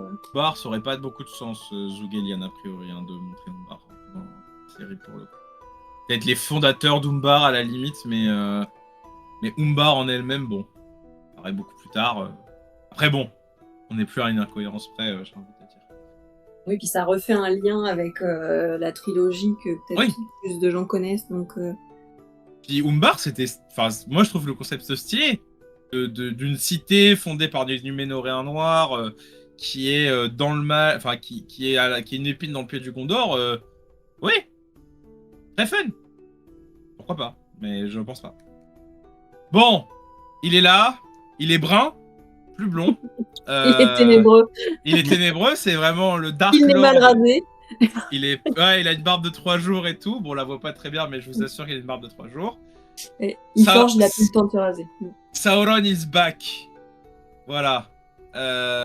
Sauron is back. Bon, j'ai une photo de Celeborn et Galadriel qui s'embrassent. Bon. Mais parce que ça se suit vraiment dans le teaser. Et moi, je crains, justement, avec cette histoire de potentiellement d'illusion ou d'emprise encore psychologique. Ça se passer pour Celeborn. Le triangle amoureux, et je hais les triangles amoureux de tout mon être. Je n'en veux pas. Laissez notre Celeborn tranquille. Oui, a priori, ça serait Barad-dûr. Enfin, on espère, on aimerait bien que ça soit Barad-dûr. Mais bon, parce que... Alors, voilà. On revoit Círdan avec une barbe. Ah, mais je l'avais Et même ça- pas reconnu, en fait. Ah Ah oui, oui, d'accord. Ah oui, c'est non, mais... Círdan. Ils ont rectifié leur erreur, et Dieu merci, Oh la quoi. vache. Et puis il est en armure et tout, on a l'impression Oui. qu'il sort Alors, d'une bah, tente. il est censé se battre. Il est censé se battre, Círdan, quand même. Enfin, Ouais. il doit protéger les havres gris, notamment contre les orques, hein, en soi. Je pense qu'il va se battre, et puis ça serait dommage. Tu nous l'as introduit en saison 2, il a quasiment rien fait. S'il te plaît, donnez-lui un peu de scène, quoi. Il y avait une très belle scène, une petite balade en barque dans mes souvenirs. Oui, Je crois que c'était en saison avec 1, en Elrond. saison 2. Voilà. En saison 2, vu qu'il apparaît en saison 2, mais avec Elrond, ouais. Saison Ah, il, a, 2, il, a, il a de très beaux dialogues avec Elrond, mais c'est tout. Mm. Alors que bon, Círdan le charpentier, Círdan le navigateur, enfin, il y a un moment... rendez à Círdan ce qui appartient à Círdan, quoi. Un peu de style. Merde. Faut demander. Déjà, de lui redonner sa barbe, Dieu merci, quoi. Alors que normalement, il doit avoir une longue barbe, hein. Le siège au Lindon, a priori, il a déjà été fait, hein. Ah, c'est On pas verra. dans Lindon, c'est en Eregion. Oui, c'est en Eregion, oui, c'est vrai. Oui, c'est vrai qu'il dans attaque les les arbres bouquins. gris. Oui, dans les bouquins, il attaque les arbres gris. Donc, on va Ouais. bien voir. Si, comme ils disent en voix off dans le teaser qu'il envoie toutes ses armées parcourir, arpenter la Terre du Milieu, ça va peut-être arriver jusque chez lui, oui. Ouais. Dès maintenant. Bon, les paysages restent assez sympas quand même, hein. Donc a priori, Et cette Galadriel. image me fait penser, oui, qu'on voit le cheval blanc et le cheval noir, Ouais. là, en bas. Ouais. Et plutôt dans le teaser, on voit justement ce qui a l'air d'être Une chevauchée, ouais, je l'ai pas gardée gardée parce qu'elle était floue. devant, et je vois pas qui est l'autre. un gars derrière avec Ouais, des je vois pas longs qui est l'autre. cheveux noirs, et j'arrive pas à voir qui ça pourrait être, en fait. Sauron, Ged, Cor. Peut-être un des fils d'Elendil, je sais pas trop. Ah, Narion, c'est vrai. Peut-être. Ah, non. c'est vrai. Peut-être Peut-être. qu'on va revoir Isildur. Maybe. Peut-être. Ouais, mais là, Isildur, il est censé être rentré à Núménor. Oui, il est rentré. Être en prison, du coup, vu que, a priori, il va rentrer, son père est parti, ils sont en train d'arrêter les fidèles. J'imagine bien une scène, Isildur en prison, il faut aller le chercher, et Anarion dit « Ça fait longtemps que j'ai pas vu mon frère, dis donc. » Ouais. Et vous savez qui aussi avait les cheveux bruns? Sauron. Théo. Oui, c'est vrai. Vous l'avez Mais oui, oublié? c'est vrai. Il est pas Oui. mort. Bah non, il est seigneur de Pelargir, s'il te plaît. Ah mais oui, c'est vrai. Mais oui. Et C'est ses cheveux complètement ont poussé en débile, ça 5 ans, aussi. potentiellement. Et je me Aïe, demande aïe, aïe. s'il est toujours dans la série, est-ce qu'ils auraient changé l'acteur pour cette ellipse de 5 ans? Parce que je vois pas comment ils pourraient le plus faire passer pour... ouais. Ah, je m'en souvenais plus de ça. Seigneur de Pelargir, Et oui, c'est vrai que Théo est Mais oui, seigneur de Pelargir. de ce qu'il en reste en tout cas. Voilà. Je crois, j'avais eu des discussions aussi sur le fait que Théo pourrait être, hypothèse, un futur servant de l'anneau éventuellement, puisqu'il aurait une forme d'inclination aussi à certaines L'épée. passions tristes, oui, et le contact avec la dague ou l'épée, je me souviens plus très bien. Ça pourrait être une opportunité. Mais on serait plus tellement dans le profil de l'homme en situation de puissance. Hein. Quoique, il aurait pu le devenir en 5 ans, c'est possible aussi. Ouais. S'il est seigneur voilà. de Pelargir. Hypothèse. Lui, l'ellipse pourrait lui servir dans ce cas-là. Oui, voilà, c'est ça. Pour l'installer comme tel, ouais. Mais je le voyais plus Efficace. à la rigueur comme le chef des... Le roi des morts, là. Vu qu'on le voit se rapprocher de Isildur, justement, en saison 2. Je voyais plus aller vers ça que vers les Nazgûl, du coup. En plus, il aurait une raison de pas trop aimer Elendil. De dire Isildur, c'était un peu un débile. Vas-y, j'aime pas les Numénoréens de base. Je fais semblant, mais finalement, je te trahis, je te mets un coup de poing dans le dos. À voir. Alors, Nagol. Nagol. Ouais. Nagol. Voilà, hein, a priori, il y a un petit combat avec eux dans la forêt où ils tabassent des elfes. C'est ok, enfin, ça ne m'inspire rien, ça a l'air rigolo. Par contre, moi, ce qui m'intéressait, c'était ça. Enfin, voilà, tu vois, genre récupération éhontée d'objets. D'accord? Moi, j'estime que sa place est dans un musée. Donc c'est bien le marteau de Fëanor, pour ceux qui Yes. l'auraient pas reconnu. Yes, le retour. Et cette fois-ci, celui qui l'a récupéré, c'est celui qui n'aurait jamais dû mettre la main dessus. Savoir? Ce type.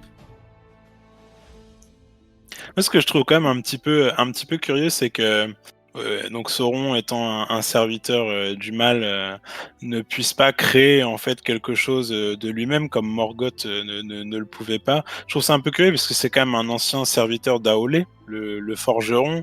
Donc on s'imagine quand même qu'il a dû avoir une certaine formation, il doit quand même avoir une certaine connaissance.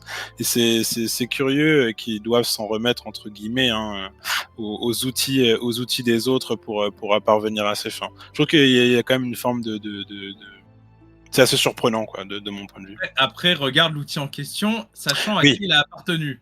Mm. Je dis ça.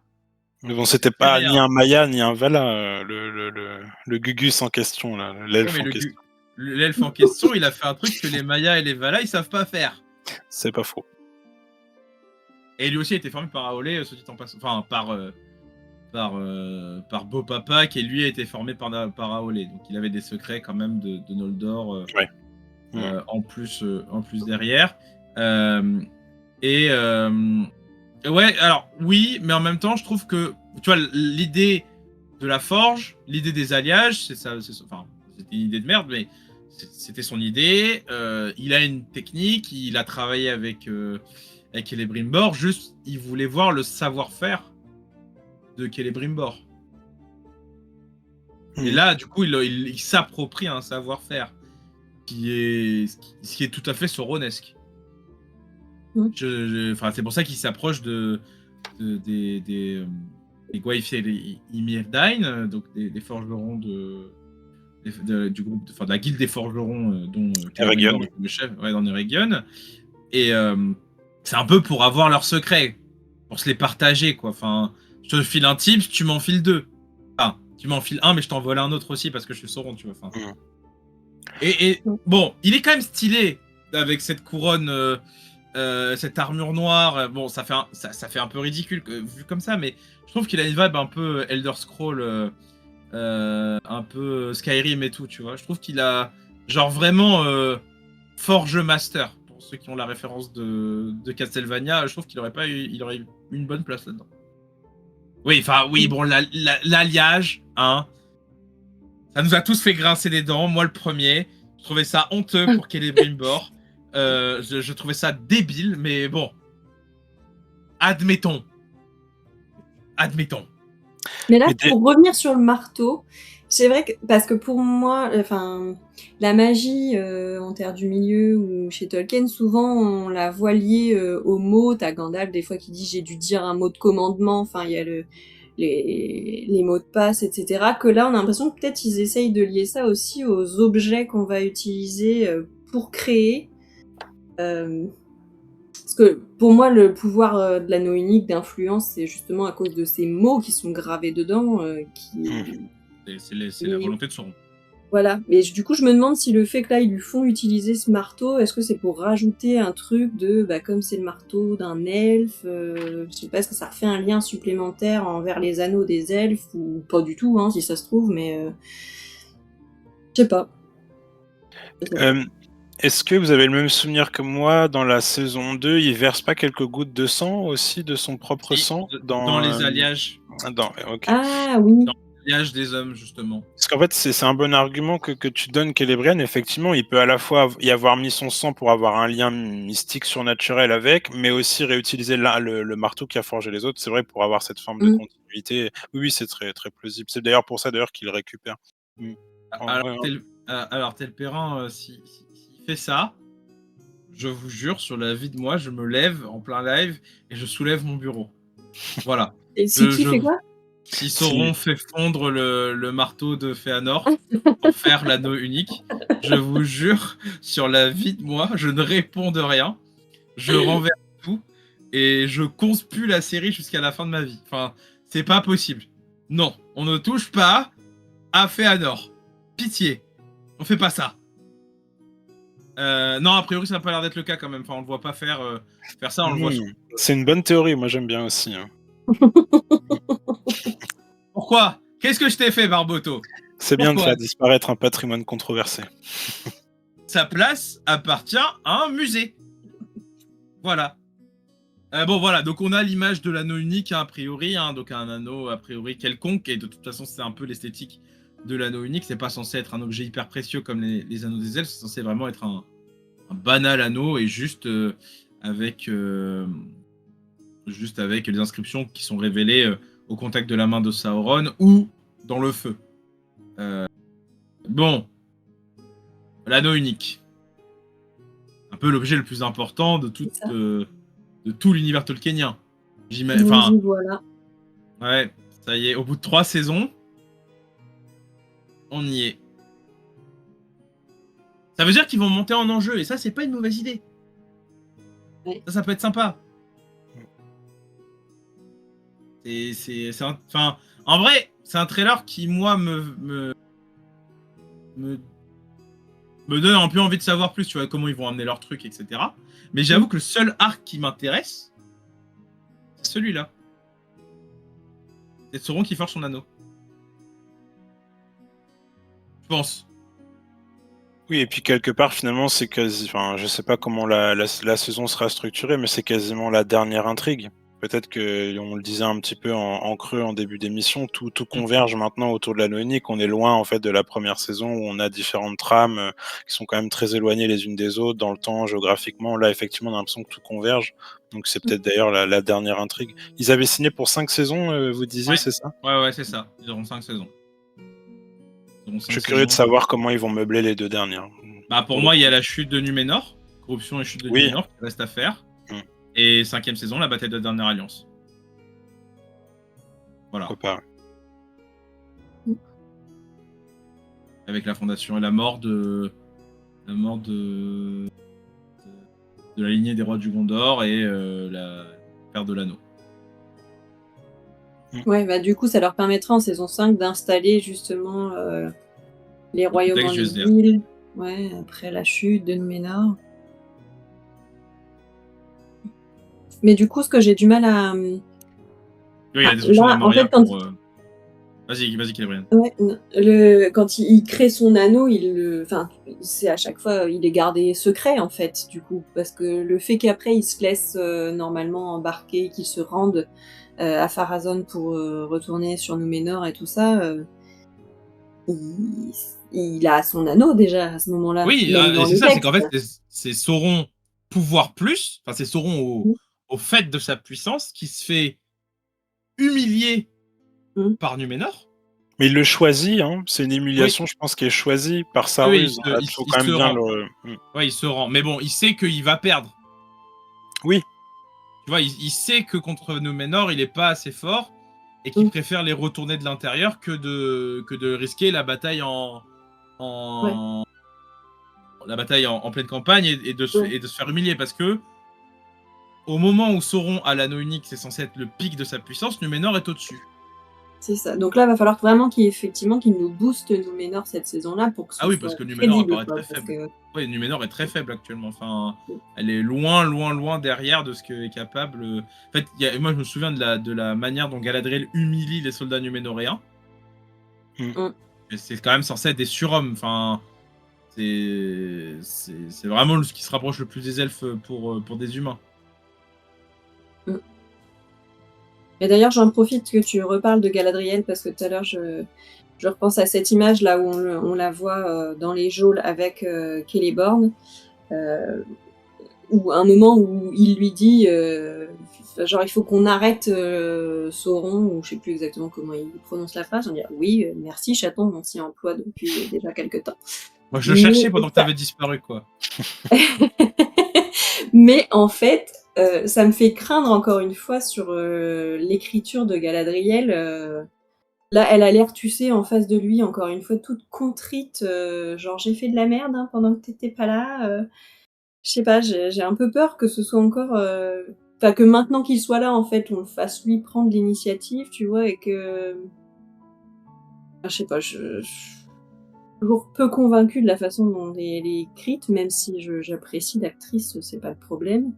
Et j'ai peur que ça s'arrange pas beaucoup plus cette saison. En fait, je reste un peu sceptique sur son personnage là à venir. Qu'elle se refasse tancer comme en saison 1, tu veux dire? Où elle se faisait Ouais. tancer littéralement par tous les mecs qu'il y avait, quoi. Ouais, je sais pas, j'attends de voir, hein. De toute façon, je vais pas me prononcer avant d'avoir vu, mais je suis pas hyper sereine toujours quant à ce personnage encore. Mais quelque part, c'est là où, je sais pas quel est votre sentiment à vous, mais aussi dans le chat, j'ai presque l'impression que c'est là où il y a le plus de suspense, parce qu'il y a quand même beaucoup de libertés qui sont prises autour de ces deux personnages, a priori, par les scénaristes, et on a vraiment bien du mal à voir comment ils vont s'insérer dans la trame, parce que, bon, on va pas faire de divulgachage, même si on a déjà donné beaucoup d'infos dans cette émission, mais pour tous les autres personnages, il y a quasiment plus de suspense quant à leur destin et à la manière dont ils vont l'accomplir ou l'atteindre. Mais c'est vrai que pour Galadriel et Celeborn, l'entre-deux, je trouve, il est très flou et ils ont tellement modifié, on va dire, la trame originelle que c'est pas que ça me satisfait, mais je trouve au moins il y a un peu de suspense. J'ai hâte de voir quand même comment ils vont l'insérer. Ça m'intrigue. Ouais. Oui, bon, l'histoire du bisou avec Elrond, évidemment qu'elle va pas lui en parler. C'était une ruse et puis basta, quoi. Enfin, Ah non, je pensais pas non, à je Elrond, parlais au mais chat. plutôt son Je pensais rapport au à chat. Sauron. Je Ah pardon. répondais au chat qui disait que Celeborn, je t'ai trompé avec notre futur beau-fils. Oui, bon, c'était une ruse et puis basta. Enfin, faut en arrêter d'en faire des pataquès sur le bisou Elrond de Galadriel, quoi. Enfin, Ah, je ça suis va. désolée, j'arrêterai jamais d'en faire des pataquès, moi, ça me sidère. Mais bon. ça, c'est parce que c'est ton mari avec ta mère. Enfin, il y a un moment, faut arrêter, tu vois. Non, mais on peut tout à fait passer à autre chose. Je veux dire, rester dessus 3 plombs, mais je trouve vraiment que c'était loupé. Ah oui, non, mais c'était pas bien. Fallait pas faire ça. Mais ils l'ont fait et c'est enfin, ils l'ont fait et puis voilà. Bon, par contre, on a une petite surprise, c'est que le Balrog parle. Voilà, et ça a fait couler beaucoup d'encre que le Balrog parle. Qu'est-ce qu'on en pense que le fléau de Durin ouvre sa bouche? Doublé par Simon Pegg, quand même, un grand Oui, monsieur. alors Simon, j'aime beaucoup. Le meilleur robot de tous les temps, j'adore. Il me fait pleurer. Mais je suis même pas sûre, moi, que ce soit le. Est-ce que c'est le même Balrog ou est-ce que c'en est un autre, en fait? Parce que j'ai On sait l'impression pas. qu'il doit être lié à la montagne du destin, plutôt, tu vois. Oui, c'est dans le trailer sur les créatures et pas le trailer d'annonce. Et de ce que disent, alors soit ce petit teaser-là, soit, je sais plus si c'est Charlie Vickers que j'ai entendu en parler, ou Simon Pegg, du coup. Mais on a l'impression qu'il négocie avec le Balrog pour l'aider à forger l'anneau. Enfin, c'est ça que j'ai compris, moi. Alors peut-être de travers, mais j'ai du mal à me faire une image de ça. Mais c'est vrai que ça pourrait être ça, utiliser le Balrog, la puissance du Balrog pour renforcer. En vrai, le mithril du Racel a été fait grâce au Balrog. Le choc d'un Balrog et d'un elfe. C'est vrai. C'est vrai, c'est bien d'ailleurs. Vous vous en souvenez pas, mais moi je me souviens du débrief de cet épisode où quand j'étais dans le train pour Ploie, c'était encore à Ploie. Ouais. Quand on avait vu, quand j'ai vu ça et que j'étais dans le train et que j'ai failli renverser le train, j'ai failli renverser mon siège, genre je comprenais plus. Comment ça? Le mithril c'est la naissance d'un elfe. Et en plus l'elfe, il est tellement genre comment il s'appelle c'est Glorfindel Coded. Ouais, c'est Glorfindel Coded. Tu vois, ou Ectelion peut-être. Ou Ectelion, enfin un des deux qui affronte un Balrog et que le combat des deux plus un éclair donne naissance au mithril du Racel. Je fais. Mais les gars. Au-delà de la cohérence de la scène, je trouve qu'elle est quand même plutôt réussie. On a vraiment l'impression d'assister incroyable. Il y a un récit mythologique, je trouve que ça ressemble beaucoup à un récit mythologique. Le sacrifice d'une divinité, d'un personnage mythologique qui donne naissance à un fleuve, qui donne naissance à une forêt, qui donne naissance à une montagne, que sais-je encore. Je trouve que ça marche bien. Enfin, ça ressemble beaucoup à une balade qu'on pourrait chanter sur des thèmes mythologiques. Moi, j'avais trouvé ça convaincant. Honnêtement, c'est pas tolkienien. A priori, non, mais en tout cas, c'était convaincant à l'image. La scène est hyper chouette. Non, mais par contre, visuellement, elle rend super bien. C'est assez. Et puis, comme tu le dis, hein, ce côté mythologique, en plus, c'est deux esprits du feu, tous les deux. Tous les deux, autrefois servant d'Aolé, puis corrompus par ce bon vieux Melkor. Voilà, non, c'est une histoire apocryphe. On redit, c'est une histoire cachée. pas une histoire vraie ou pas vraie. Voilà, il connaît, a priori, Sauron connaît les Balrogs, en effet, vu qu'il a été commandant en second des armées de Morgoth. Mais la scène semble indiquer tout de même qu'il doit faire ses preuves. Je parle de Sauron, qui doit lui démontrer qu'il est bien celui qu'il prétend. Et il y avait une discussion sur le Discord de Tolkien Deal, alors je me souviens plus qui en parlait, désolé pour lui, mais qui montrait bien que, comment dire, qui faisait le parallèle entre le fait que certains orques n'appréciaient pas Sauron sous sa forme entre guillemets avenante, aimable, qui ressemblerait presque trop à un elfe, et qu'il y avait des orques auxquels ça aurait pu déplaire, et qui faisait le parallèle en disant mais ce Balrog pourrait ne pas reconnaître ou ne pas croire la personne qui s'invite donc dans son repère et qui lui demanderait telle ou telle faveur, le secret d'une forge quelconque, ou le fait de l'aider dans ses guerres, etc. Et donc on le voit bien, c'est avec la couronne qui semble asseoir sa légitimité en disant je suis bien... C'est la couronne qu'il utilise pour repousser l'épée. On est d'accord. Oui. Je suis pas sûre. Si. Et moi, j'avais revu dans le trailer, on le voit bien quand même qu'il utilise la couleur pour repousser l'épée enflammée.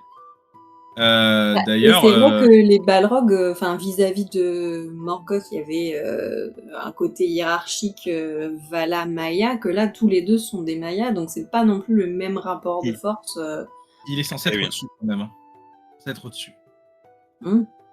Dans la hiérarchie de Melkor, Sauron, c'est le deuxième. Oui, mais Melkor n'étant plus là. Ouais, c'est vrai. Rébellion. Par contre, j'espère qu'ils nous feront pas le truc qui était la crainte du Hobbit, la crainte de Gandalf dans le film du Hobbit. Je sais pas si vous vous souvenez, c'est que Gandalf craignait que Sauron n'aille recruter Smaug et qu'avec Smaug il dévaste tout le Nord notamment. Qu'ils utilisent un Balrog comme arme de guerre. Parce que actuellement, dans la série en tout cas, je ne vois personne vaincre un Balrog. Puis en plus, je trouve que... Peut-être Gilou, à la limite. Ça atténue encore ce côté où, dans Le Seigneur des Anneaux, quand le Balrog se pointe, il a l'impression que vraiment c'est censé être un truc qui ressort des jours anciens, et donc là, en remettre à toutes les sauces face à n'importe qui. Gandalf dit c'est la merde. Quand il y a le Balrog qui apparaît enfin, il dit littéralement courez pauvre fou, c'est pour une bonne raison, quoi. Ça, c'est Fléau de Durin, notamment. Et il y a un autre truc que je pensais, c'était sur pas Melkor. Oh, je sais plus, enfin peu importe. En soi, ça va être intéressant. Et quand le fait que le Balrog parle, alors justement sur le Discord, il y avait une lettre de Tolkien qui disait que Tolkien lui-même disait que les Balrogs ne parlaient pas. Il dit que le Balrog, que le Balrog de la Moria ne parle pas. La lettre 210, je crois, il avait redonné, Damien. Mais c'est vrai que, alors après, oui, peut-être que moi j'ai pas le contexte de toute la lettre, donc peut-être que un truc ça sur fait référence à quelque chose de plus général. Sur la forme de pensée ou de la communication, en tout cas entre créatures. Mais du coup, là, cet extrait précisément de la lettre, c'est vrai que moi, j'ai tendance, vu que c'est en réponse à je ne sais plus qui voulait adapter, j'ai l'impression que c'est vraiment en référence à cette scène de la Moria sur le pont, que certes, dans cette scène, le Balrog ne parle pas face à Gandalf. Parce que pour moi, Gottmog parle à un moment, je crois qu'il affronte quelqu'un, il le maudit, mais j'ai plus ça en tête. Mais j'avais lu j'avais lu sur internet, j'ai pas relu le Silmarillion, je vous avoue, pas préparé, mais Gottmog parle à un moment, il maudit quelqu'un, etc. Enfin, bref. J'ai cherché, moi, la scène de Gottmog dans le Silmarillion, mais j'ai pas retrouvé de dialogue, par contre, il me semble pas. Mais... je sais pas. Oui, mais c'est le Balrog, justement, de la Moria, c'est pas les autres. Et on sait pas, du coup, pour les autres. Oui, voilà, il y a quelqu'un qui nous remet la référence de Balrog never speaks or make any vocal sound at all. Et même ça, c'est pas vrai, parce qu'en plus... Enfin, c'est pas vrai.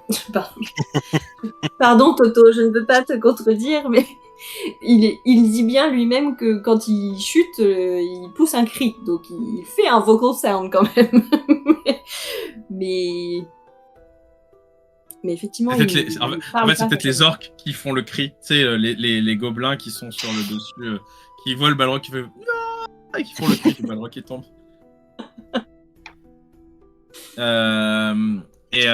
Voilà, donc. Et moi, ça me revient encore enfin, ça me redonne des réminiscences de Shadow of Mordor où on voyait des balrogs de partout. Où on allait même les soumettre à notre autorité. Enfin, on pouvait. Enfin, oui, ça c'était n'importe quoi. On pouvait soumettre les Dans le balrogs. jeu vidéo, tu veux dire. Ouais, dans le jeu vidéo, ouais. Dans Shadow of Mordor, on pouvait contrôler des balrogs. C'était n'importe quoi. Enfin, faut. Vraiment, c'est un très bon jeu, mais respect du lore tolkienien, c'était. Je pense que c'est pire que les autres pouvoirs. Vraiment, enfin. Vraiment bien pire. Ah oui, donc on revoit Anarion, je vous ai pris, Oui. Barboto a trouvé l'asset où on a une photo d'Anarion. Bon, donc enfin un autre... En fait, Celeborn et lui, c'est un peu les deux grands absents de la série. Jusqu'à maintenant, c'était les deux grands absents de la série qui n'apparaissaient pas et qu'on appelait un peu de nos voeux en disant bah ils sont où, ils sont importants pour la trame narrative, pour l'histoire, etc. Bon. Est-ce que la série cherche à combler enfin les vides? Est-ce que c'était prévu? Oui, bon, Amandil, je pense que... Faut faire un trait dessus, je pense. Ouais, je pense qu'Isildur est trop vieux dans la série, je veux dire. Elendil est trop vieux dans la série, je veux dire, pour que papa soit là. C'est intéressant, Tiessa, je vois que c'est Tiessa, oui, on parle. Parce que je vois pas très bien, mon écran est un peu pixelisé, mais je me souvenais pas qu'on parlait de Celeborn et encore moins d'Anarion en première saison, ce qui est un bon point. Mais... On parle de Celeborn on parle de Celeborn parce que y a l'huître argentée. Oui, c'est vrai, oui. Et Anarion, Isildur essaie de le mentionner à Elendil, et Elendil lui fait fermer sa bouche, parce que pour lui, Anarion serait parti du coup à l'ouest de l'île pour se rapprocher des fidèles et un peu être dans le camp opposé à la maison du roi, parce que Elendil a une ligne un peu floue, au moins dans la saison 1, saison 2. Je n'avais pas souvenir. Voilà. Très bien. Ah, et voilà, il parle de son frère, il parle pas du nom de son frère, mais bon, tout le monde se doute que, a priori, le frère d'Isildur, c'est Anarion, et puis voilà. Donc voilà. Est-ce qu'on avait d'autres trucs à rajouter? Je crois pas. On a déjà fait 1h45 pour parler du trailer. C'est intéressant. Il y a plein de trucs à découvrir. Il y a encore une fois quand même pas mal d'incohérences avec le texte. La compression narrative ne fait pas du bien. J'espère qu'ils ne seront pas encore piégés par les intrigues qui ne servent vraiment à rien par rapport aux intrigues qui étaient vraiment intéressantes et qui mériteraient plus de développement. Les Harfoot disparaissent après. Oui, voilà, plus d'Harfoot. On n'a plus Nori ni Dori. Ce qui est un peu dommage. C'est pas que j'étais convaincu par la trame narrative des Hobbits, mais les faire disparaître maintenant qu'ils ont été introduits, bon, je pense pas, à mon avis, ils vont bien réintervenir à un moment donné, mais ce serait quand même curieux de ne rien en montrer pendant toute une saison. Cette forme un peu aussi d'abandon, je pense que ce sera pas le cas, mais ce serait quand même une forme d'abandon et de paresse un peu scénaristique. Ouais. Après, on n'a pas vu Myriel dans le teaser, je pense pas qu'elle sera absente de la série, elle est là au Comic-Con et tout. On n'a pas vu les deux Hobbits, certes, mais peut-être qu'ils apparaîtront quand même. Et c'est vrai que ça serait un peu en décalage de les voir continuer à chercher ce qui va devenir le comté, totalement en décroché du reste, quoi.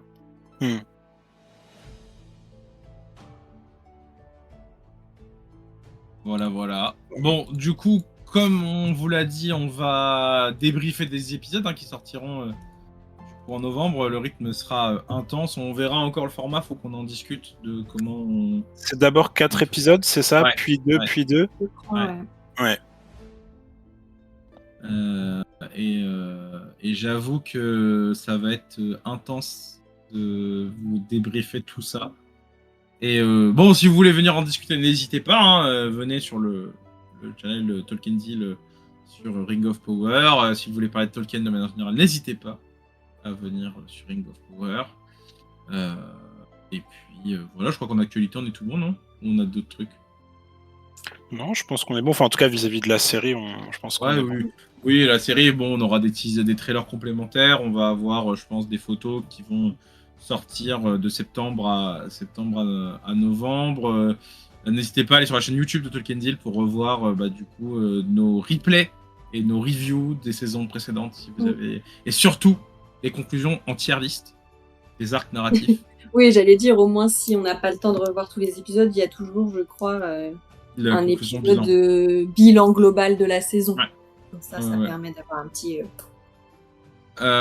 Voilà, et puis au Tolkien TV qui passerait par là, si vous voulez parler de la série, levez la main, n'hésitez pas à vous signaler, et puis on vous recrutera.